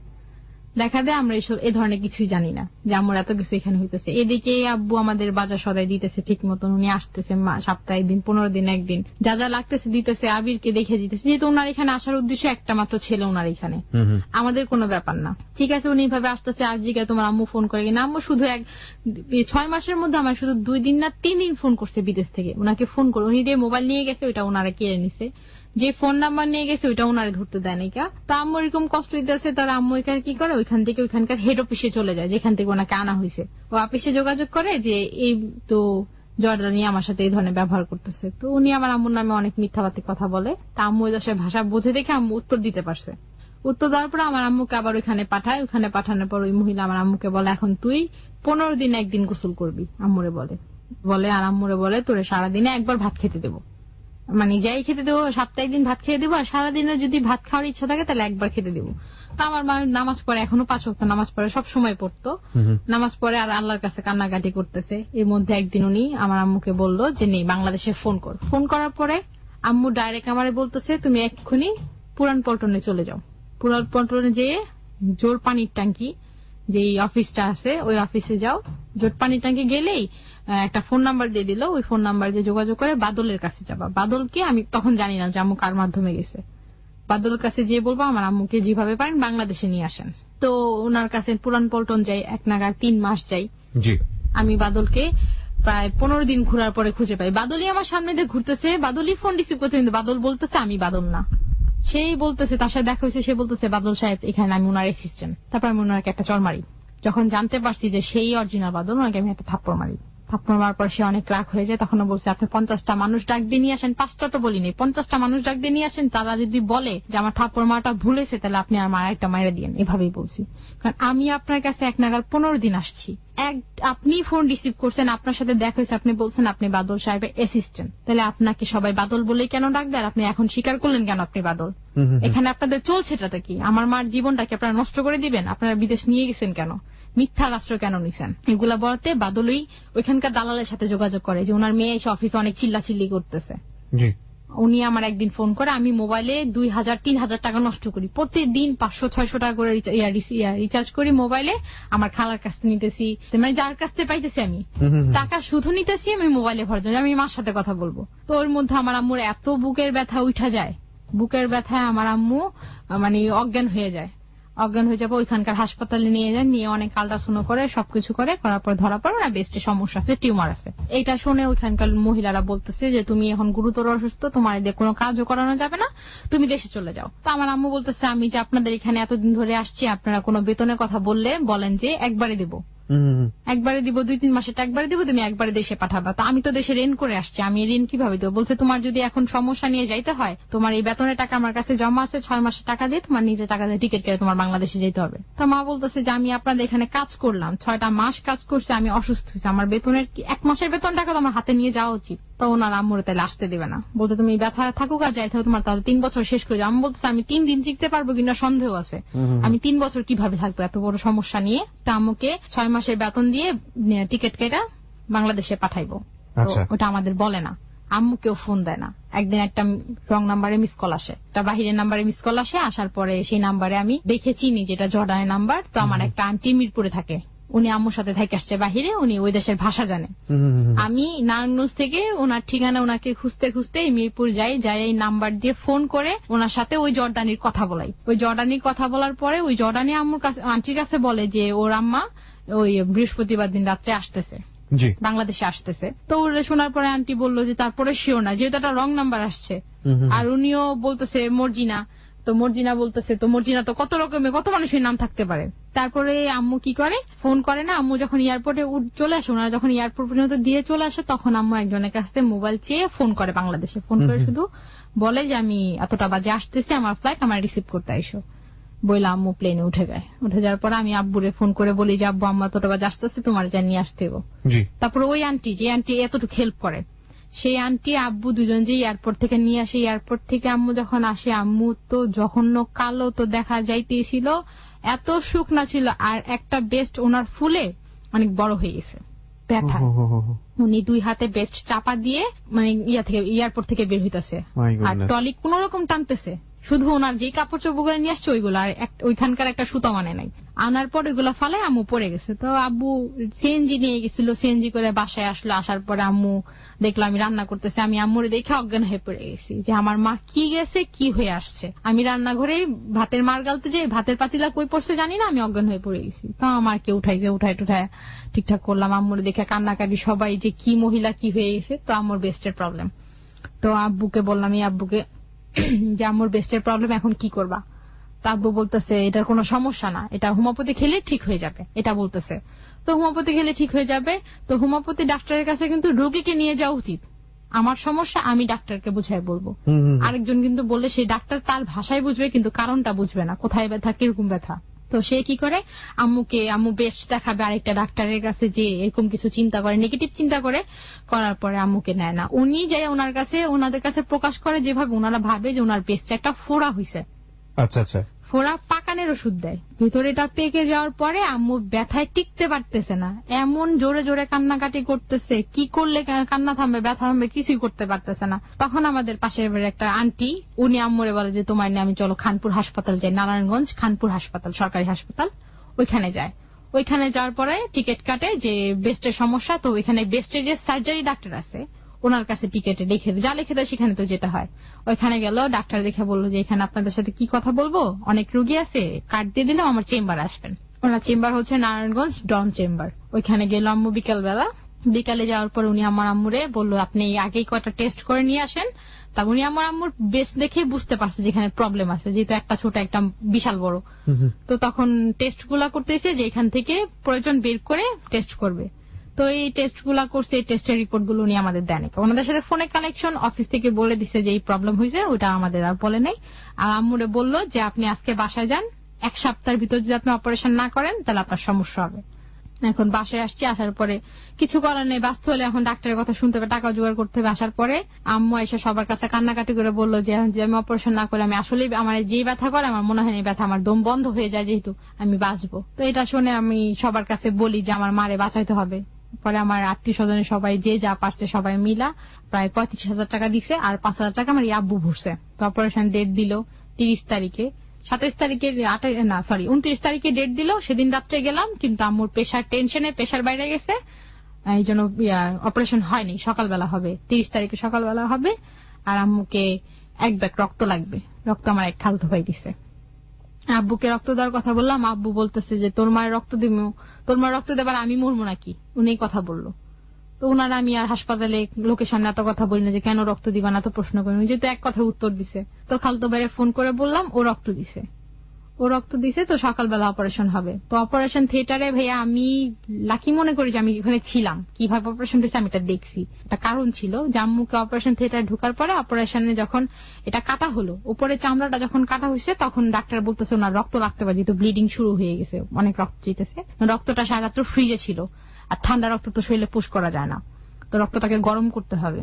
তো আমার ঢাকায় নিয়ে এসে জুনার একজন গার্জিয়ান আসেন, তো আব্বু নিচে ছিল, আমি উপরে আসছি। আসার পর রক্তটা আমার পেটের সাথে বেল দিয়ে বাইতে দিল, যে আমার শরীরের গরমে যাতে রক্তটা তাড়াতাড়ি গরম হয়, এই জন্য আমাকে অপারেশন থিয়েটারের সাইডে মানে ভেতরেই এক সাইডে দাঁড়া করালো। তো উনি আমার সামনে অপারেশন করছে। তো উনি আমাদের সাথে কারোর সাথে বলেনি ডাক্তার যে আপনার আম্মুর একটা বেস্ট আমরা কেটে ফেলবো, এই ধরনের কিছু বলছে টিউমার বের করবো। তো টিউমার বের উনি আমাদের বলার দরকার ছিল যে একটা বেস্ট কাটতে হবে, ওনার প্রবলেম বেশি হয়ে গেছে। তো তখন উনি আমার সামনে আমার মার বেস্টটা কেটে উনি অপারেশনটা ভুল করে ফেলছে।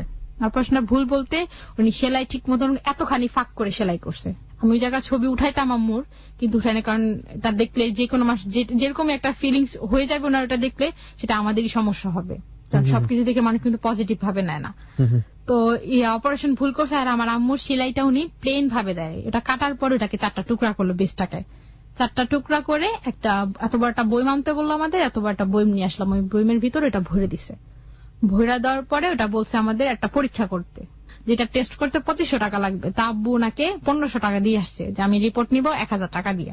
তো ওনারা বলছে রিপোর্ট আপনারা এখানে কাউন্টারে টাকা জমা দিলে রিপোর্ট আমরাই দিয়ে যাবো, আপনারা আসতে হবে না। আমাদের কোনো টোকেন দেয় নাই, কিছু দেয় নাই, যা দিছে ওনাদের হাসপাতালের লোকের কাছে দিছে।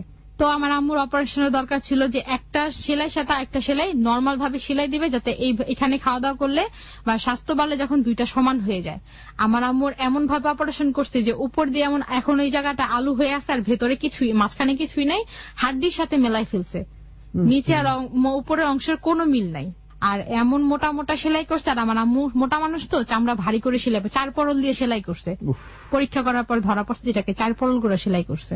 ডাক্তার অপারেশন ভুল করছে, তো সেলাই করার পরে বললো আপনারা 10 দিন পরে আসবেন। 10 দিন পরে গেলাম, যার পর সেলাই কাটলো, বলতেছে শুকায় নাই, তখন সেলাই শুকায় নাই। উনি বলতেছে যে আপনারা পপুলারে চলে যান, নারায়ণগঞ্জ পপুলার ডায়াগনস্টিক সেন্টারে চলে যান, 10 তলায় যাবেন ডাক্তার শামসুন নাহারের কাছে। কেন যাবো স্যার আমি জিজ্ঞেস করছি, বলছে ওইখানে গেলেই বুঝতে পারবেন। তখনও উনি আমাদের বলে নাই আমার আম্মুর সমস্যার কথাটা। তখন ওই গেছি, যাওয়ার পরে সিরিয়ালে ছিলাম, 1000 টাকা ভিজিট দিয়ে ডাক্তার দেখাইলাম। উনি আমার আম্মুর কাগজপত্র দেখে নাই, আমার আম্মুর শুধু সেলাই দেখা বা শরীরের কন্ডিশনে দেখা বললো আপনার তো ক্যান্সার হয়ে গেছে। ডাইরেক্ট এই কথা। আমরা এই পর্যায়ে ছোট্ট একটা বিরতি নেব। প্রিয় শ্রোতা, আপনারা যার জীবনের গল্প আজকে শুনছেন ও বৃষ্টি, কিন্তু ওর সঙ্গে জড়িয়ে থাকা ওর মায়ের জীবনের গল্প এবং ওর জীবনের গল্প। ওকে, যেখানটায় আমরা ছিলাম, আপনি বলছিলেন যে একদম আপনার মাকে সরাসরি দেখে আপনার মার সামনে, আমার মার সামনে বলল যে আপনার মার ক্যান্সার হয়ে গেছে, আপনার তো ক্যান্সার। এটা শোনার পরে আমিও কান্নাকাটি শুরু করে দিলাম, আমার মাও অঝরে কান্নাকাটি করতেছে যে এটা কি বললেন। তা আমি ওনাকে প্রশ্ন করলাম যে আপনি তো পেপার কিছুই দেখলেন না। বললো আমার কিছু দেখতে হবে না, আমি ওনাকে দেখেই বুঝতে পারছি। তো আমি তখন ডাক্তার সম্বন্ধে কিছু বুঝি না, আমার তো ওনাকে বেশি প্রশ্ন করা উচিত না। তো উনি এগুলা বলার পরে আম্মুকে বললো যে ভয় পাওয়ার কিছু নেই, আপনাকে কেমোথেরাপি দিতে হবে। তো কেমোথেরাপি কিভাবে দিবেন, কত টাকার মধ্যে দিবেন? বললো আপনাকে কেমোথেরাপি দিতে হবে এক একটা 6000 টাকা করে ফার্স্ট টাইম, আর 6টা কেমো দিতে হবে। 6টা কেমো দেওয়ার পরে আপনাকে পরে কি করা যায় দেখা যাক। তো আমি বললাম যে ঠিক আছে আমার মায়ের আমি কেমোথেরাপি দেবো। তো আমাকে ওষুধ লিখে দিলাম। আমি ওষুধ নিতে আসতে হইতো এখানেই পিজি হাসপাতালের এখানে ওষুধ বিক্রি করে নাচ ফার্মাতে, ওইখানে ওষুধ বিক্রি করা। এখান থেকে ওষুধ নিয়ে যাওয়ার পর মিনিটে আম্মু শরীরে পোষ করে 5টা স্লাইন লাগে দিতে, 8 ঘন্টা সময় লাগে। 8 ঘন্টা ধরে এই স্লাইন গুলো যায়। যাওয়ার পরে প্রথম কেমো দেওয়ার পরে আম্মুর কোনো প্রবলেম দেখা দেয়নি। দ্বিতীয় কেমো 21 দিন পর, 1 মাসের মধ্যে 21 দিন পর দিতে হইতো। 21 দিন পর একটা করে কেমো দেওয়ার পরে আমার আম্মুর মাথায় চুল পড়ে যায়, ব্রু পড়ে যায়, শরীরে যত পশম ছিল সব পড়ে যায়। আমার আম্মু খেতে নিতে পারে না, কিন্তু পেট বড় হয়ে যাবে। উনি বলে দিচ্ছে যে কেমোথেরাপি দিলে লিভার বড় হয়ে যায়, মানুষের লিভার বড় হয়, সেটা ভয়ের কিছু নাই, কিন্তু এমনি সিরাপ চলবে। এরকম দিতেছি 6টা কেমো আমাদের পুরো শেষ হয়ে গেল। শেষ হয়ে যাওয়ার পর উনি আমাদের বলছে যে তোমাদের রেডিওথেরাপি দিতে হবে। রেডিওথেরাপি কি আমি জিজ্ঞেস করছি, বলছে এটা একটা ছ্যাকের মতন, বেস্টের মধ্যে এটা সেলাই শুকাতে সাহায্য করবে, এটা ছ্যাক। তো ঠিক আছে ছ্যাকের এটা আমরা দিব। কিভাবে দিতে হবে বলছে তোমরা প্রাইভেটে যাও। প্রাইভেটে গেলে কত লাগবে বলছে ওখানে গেলে বুঝতে। তো আমাদের মিরপুর 1 নম্বর ডেল্টা হাসপাতালে, ডেল্টা ক্লিনিক যেটাকে বলে, ডেল্টা হাসপাতালে পাঠালো। ওইখানে গেছি পরে ওইখানকার ডাক্তার নামটা সঠিক আমার মনে নাই, উনি আমার কাছে 2 লাখ টাকা চাইলো যে 25টা থেরাপি দিব, 2 লক্ষ টাকা লাগবে। শুধু থেরাপি, এরা সপ্তাহে 5 দিন দেওয়া হবে, শনি থেকে বুধবার পর্যন্ত, 2 লক্ষ টাকা লাগবে। তো আমি বললাম যে 2 লক্ষ টাকা তো দূরে থাক, আমার আপনাকে 2000 টাকা দেওয়ার ক্ষমতা নাই, সত্যি কথা যেটা। তো আপনি কি আমাদের কোনো হেল্প করতে পারবেন? বললো তাইলে কোনো হেল্প করতে পারবো না। তো আমরা শামসুন্নাহারের কাছে যোগাযোগ করলাম যে আমরা এখন কি করব, উনি এত টাকা চাইলো কোনো স্যাক্রিফাইসও করবে না। তো উনি বললো ঠিক আছে, তাহলে উনি যদি না করে তাহলে সরকারিতে চেষ্টা করেন। তো সরকারিতে কোনটায় যাবো আপা? বললো যে ঢাকা মেডিকেলে যান, ওইখানেও রেডিওথেরাপি দেওয়ার সিস্টেম আছে। তো ওইখানে গেলাম, ওইখানে যাওয়ার পরে ওইখানকার প্রসেসিং শুরু করলো, অনেক পরীক্ষা নিরীক্ষা করতে দিল, অনেক টেস্ট করাইলো। করানোর পর ওনারা বলতেছে যে আপনার অপারেশনটা তো ভুল হয়েছে। অপারেশনটা ভুল হয়েছে? অপারেশনটা কি ভুল হয়েছে? আপনার অপারেশনটা এইভাবে না। তখন আমাদের অনেকগুলা রোগী ডাক দিল, এখানকার যারা থেরাপি দিতে তাদের ডাক দিয়ে বললো যে আপনারা যদি মাইন্ড না করেন ওনাকে এটা আপনার অপারেশনটা দেখান। তো ভাইয়া বিশ্বাস করবেন ওনার অপারেশনটা দেখলে মনটা ভরে গেছে যে এত সুন্দর অপারেশন হয়েছে।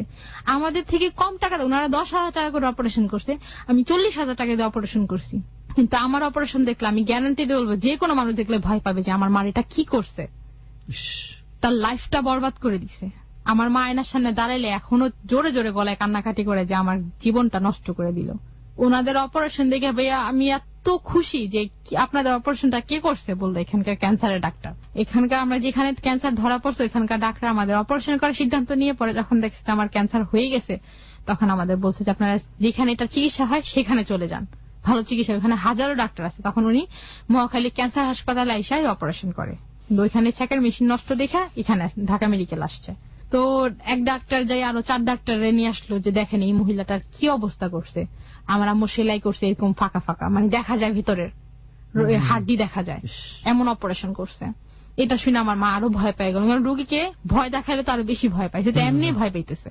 ওনারা বললো যে এখন আপনাকে থেরাপি দেওয়া যাবে না, আপনার এখানে সমস্যা আছে। আর আমাদের যে আম্মুর যে পেস্টটা কেটে যেটা পরীক্ষা করছে সেই রিপোর্টটা আহমেদি রেখে দিছে, উনি রিপোর্টটা আমাদের দেয় নাই। উনি জানতো, উনি দেয় না। আবার যখন এটার ভিতর থেকে মল বের করে যে পরীক্ষা করছে ওইটা তো ধরা পড়ছে ক্যান্সার, ওই রিপোর্ট গুলো উনি দেয় না। উদ্দেশ্য এখানে যদি উনি এত কিছু বলে ফেলে আমরা এখানে অপারেশনটা করব না, আমরা ডাইরেক্ট ক্যান্সার হাসপাতালে চলে যাব। উনি টাকা টুকা খাওয়ার পরে যখন দেখছে ওনার পেট ভরে গেছে তখন উনি ওনার বোনের কাছে পাঠাইছে, যে ডাক্তার আপন চাচাতো বোন ছিল, ওনাদের এটা একটা ক্যারেক্টার ছিল।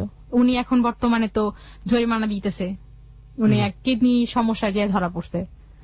আহমেদ অ্যাপেন্ডিসাইড অপারেশন করতে যায়, সেই এক লোকের কিডনি গায়েব করে ফেলছে। যখন উনি আরেক জায়গায় যোগাযোগ করছে তখন ধরা পড়ছে। তখন উনি বর্তমানে আমরা এখানে আপনাদের সবাইকে একটু নক করছি, কিছু জিনিস আমাদের অনুষ্ঠানের সীমাবদ্ধতার কারণেই গোপন করতে হয়, আমরা এই নামগুলোকে এখানে গোপন করছি। সেটা আসলে খুবই দুঃখজনক এক অর্থে, কারণ এই মানুষগুলো থেকে আমাদের সচেতন হওয়া দরকার, প্রচার করলেই বরং ভালো হতো। কিন্তু এটাও ঠিক যে ও যে ঘটনাগুলো বলছে সেগুলো প্রুফ করা আমাদের জায়গাটি থেকে খুবই দুরূহ এবং দুঃসাধ্য। সেই জায়গাটি থেকে কারোর সম্মানহানি করা যেহেতু আমাদের অনুষ্ঠানের এথিক্স বা ইজমের মধ্যে পড়ে না, সুতরাং সেই জায়গাটি থেকে আমরা ডাক্তারদের নামগুলো এখানে মিউট করছি। তবে আপনারা কিছুটা হলেও বুঝতে পারবেন ও যে ধরনের ট্রিটমেন্টের কথা বলছে, যাদের কাছে যাওয়ার কথা বলছে, পরিবেশগুলোর কথা বলছে, সেখান থেকে আসলে কোন ধরনের ডাক্তারের কথা এখানে বলা হচ্ছে। আপনার যে সমস্যাটাই হোক না কেন প্রপার ট্রিটমেন্টের জন্য প্রপার জায়গায় যেতে হবে এবং সেই জায়গাটা বেছে বের করা প্রথমত আপনার দায়িত্ব।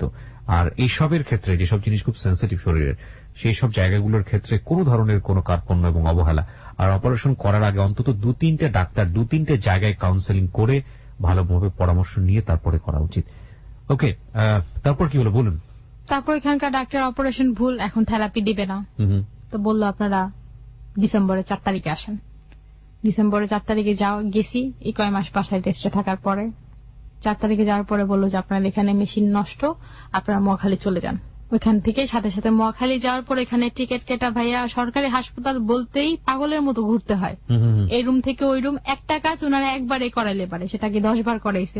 ওইখানে গেছি পাগলের মতো 3টা মাস ঘুরলাম। এই 3 মাসের মধ্যে আমার মার ব্লিডিং শুরু হয়ে যায়, সেলাই দিয়ে এত ব্লাড পড়তো, আমি কি বলবো, টিস্যু বলেন কাপড় বলেন সব সময় আমার সাথে রাখতে হইতো, এত ব্লাড পড়তো। কিন্তু একটা সমস্যা ছিল, আমার আম্মুর স্বাস্থ্য কখনো কমে নাই। এই যে কেমো দেওয়ার পর আমার মা মোটা হলো, এখনো পর্যন্ত মোটাই, কিন্তু শরীরে রক্ত নাই।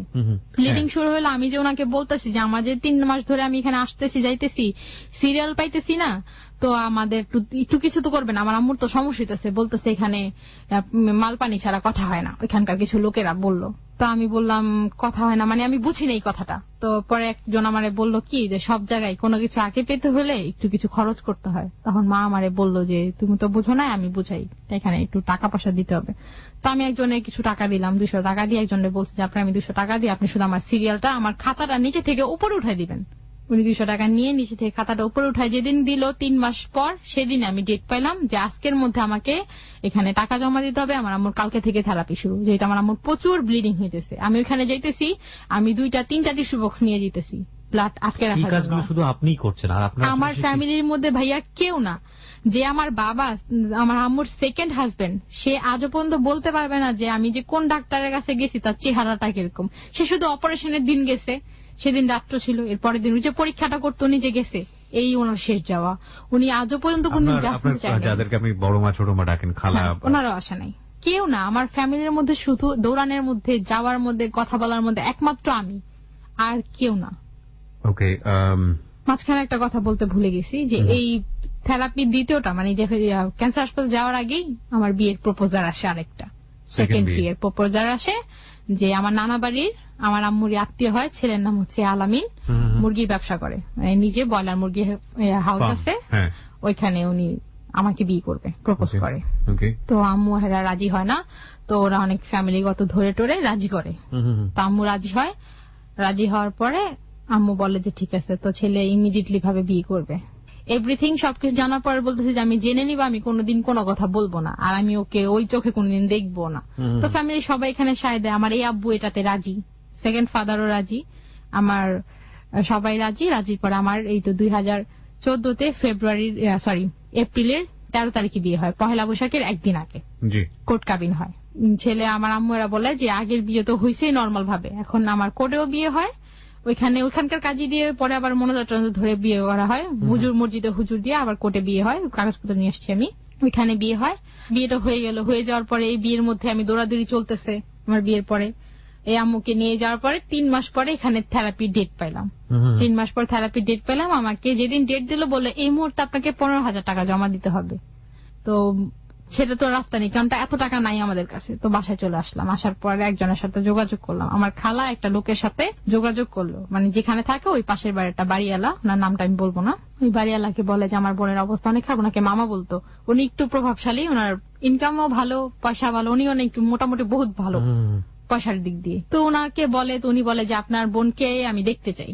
তা আম্মুকে তো একা নিয়ে যাওয়া সম্ভব না, আম্মু সবকিছুতে উনি বললো ওনার বিষয়ে, ওনার রোগের বিষয়ে বা ওনার কাগজপত্র নিয়ে ডাক্তারের কাছে যে জোর করে তার সাথে আমি কথা বলবো। আসছি, আসার ওনার সাথে কথা বললাম, উনি বললো ঠিক আছে আপনার মার থেরাপি দেওয়ার টাকা আমি দেব, আর আপনার মাকে আমি মোট 20,000 টাকা দেবো। কেন 20,000 টাকা দিবে?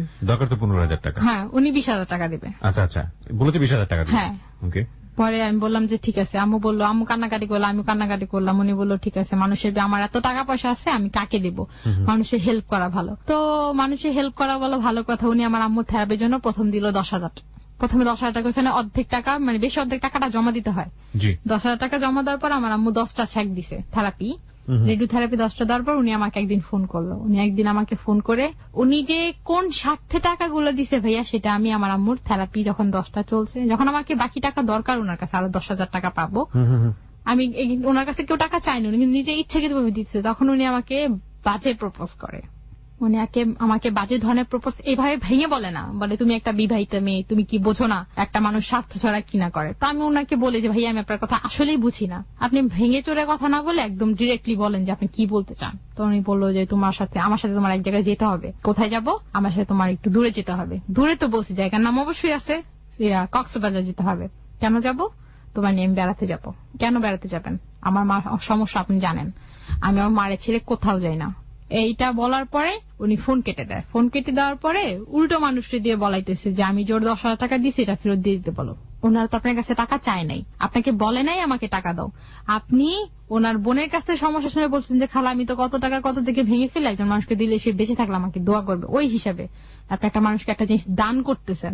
হঠাৎ পরে বলে যে ওনার মেয়েটা বেশি ভালো না, আমার দোষ দিতেছে। তো ঠিক আছে, আমার দোষ দিতেছে। তারপর ওনার সাথে আমি সরাসরি হই, আমি ওনার বাসায় যাই, ওনার যে অফিসটা আছে ওটাতে যাই। ওরা যাই বলি যে ভাই আপনি যে আমার নামে মিথ্যা কথাগুলো লোকের কাছে বলছেন, এটা কি ভালো বলছেন?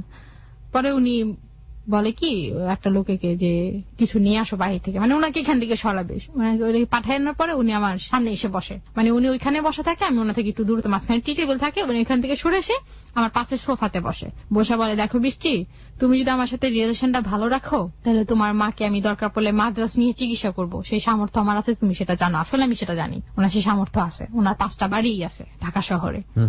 তো বললো তোমার মাকে আমি মাদ্রাস নিয়ে চিকিৎসা করবো, তোমার মাকে আমি হ্যান্ড করবো, দেন করবো, অনেক কিছু বলতেছে, মানে আমাদের একদম ধনী বানায় ফেলতেছে। কিন্তু তোমার সাথে আমার সত থাকবে, তুমি আমার সাথে একটু রিলেশন রাখবে। কেমন রিলেশন সেটা তুমি বুঝো। তো আমি অবশ্যই বুঝি, আমি একটা বিবাহিত, আমি একটা ছেলে আমার সাথে কেমন রিলেশন রাখবে। সে ছিল না, সে অলরেডি তার একটা মেয়েকে বিয়ে দিছে, ছেলেকে বিয়ে করবে, তার বয়সটা অবশ্যই মোটামুটি বহুত বেশি হয়ে গেছে, সে আমার বড় ভাইয়ের চেয়েও বড় বয়স। তো সে আমাকে এই ধরনের প্রপোজ করে, দিন পর দিন ফোন করে, রাত্রে 12টা 1টা পর্যন্ত ফোন করে, আমি রিসিভ করি না। তো আমার ফ্যামিলিতে সবার কাছে বিচার দিছে যে আমি ওর মারে হেল্প করতে চাই, এই মেয়ে নিতে চায় না, উল্টাপাল্টা কথা বলে। তো আমার ফ্যামিলি, আমার যে খালাগুলো আছে ওনারা আমাকে অনেক কথা বলে। আমি কারোর কাছে কথাটা ভেঙে বই না, আমি আজকে আপনার সামনে বলতেছি, আমি বলতে পারি নাই। কেন বলতে পারি নাই? কারণ কিছু মানুষ আছে টাকার জোর, কিছু মানুষ আছে মুখের জোর, কিন্তু আমার দুইটার একটাও নেই। তারপর ওনার সাথে আমি লাস্ট টাইম দেখা করি কিছুদিন আগে, উনি অনেক রিকোয়েস্ট করে আসতে বলে, আমার ফ্যামিলি সবাই বলে যে ওরা আসতে বলেন, গেছি। উনি আমার একা আসতে বলছে, তো আমি একা যাইনি, আমি আমার খালতো বোনকে নিয়ে গেছি। খালতো বোনকে নিয়ে যাওয়ার পর উনি আমাকে অনেক অপমান করছে, যে তোমার জন্য আমি টাকা রাখছি, তোমার জন্য আমি 1 লক্ষ টাকা রাখছি, তুমি 1 লক্ষ টাকা এসে নিয়ে যে তুমি এটা কি করলা। মানে আমার খালতো বোনের কাছে উনি ছোট হয়ে গেল না, যে আমি একটা মেয়েকে একা আসতে বলছি, ওর সাথে একটা গার্ড নিয়ে আসছে, নিশ্চয়ই ওনার কাছে ও শেয়ার করছে।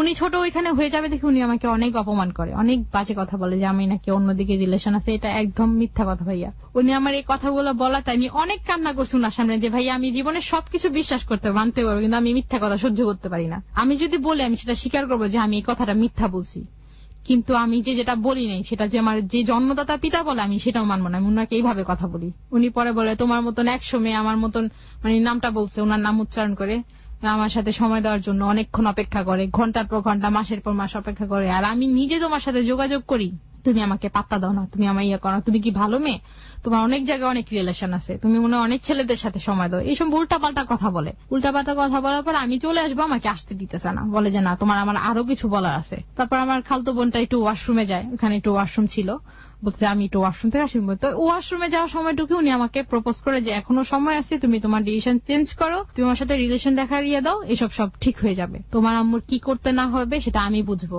আমি বলছি ভাইয়া শোনেন, যে পথ আমি প্রথমে যাইনি সেই পথ আমি এখনো যাব না।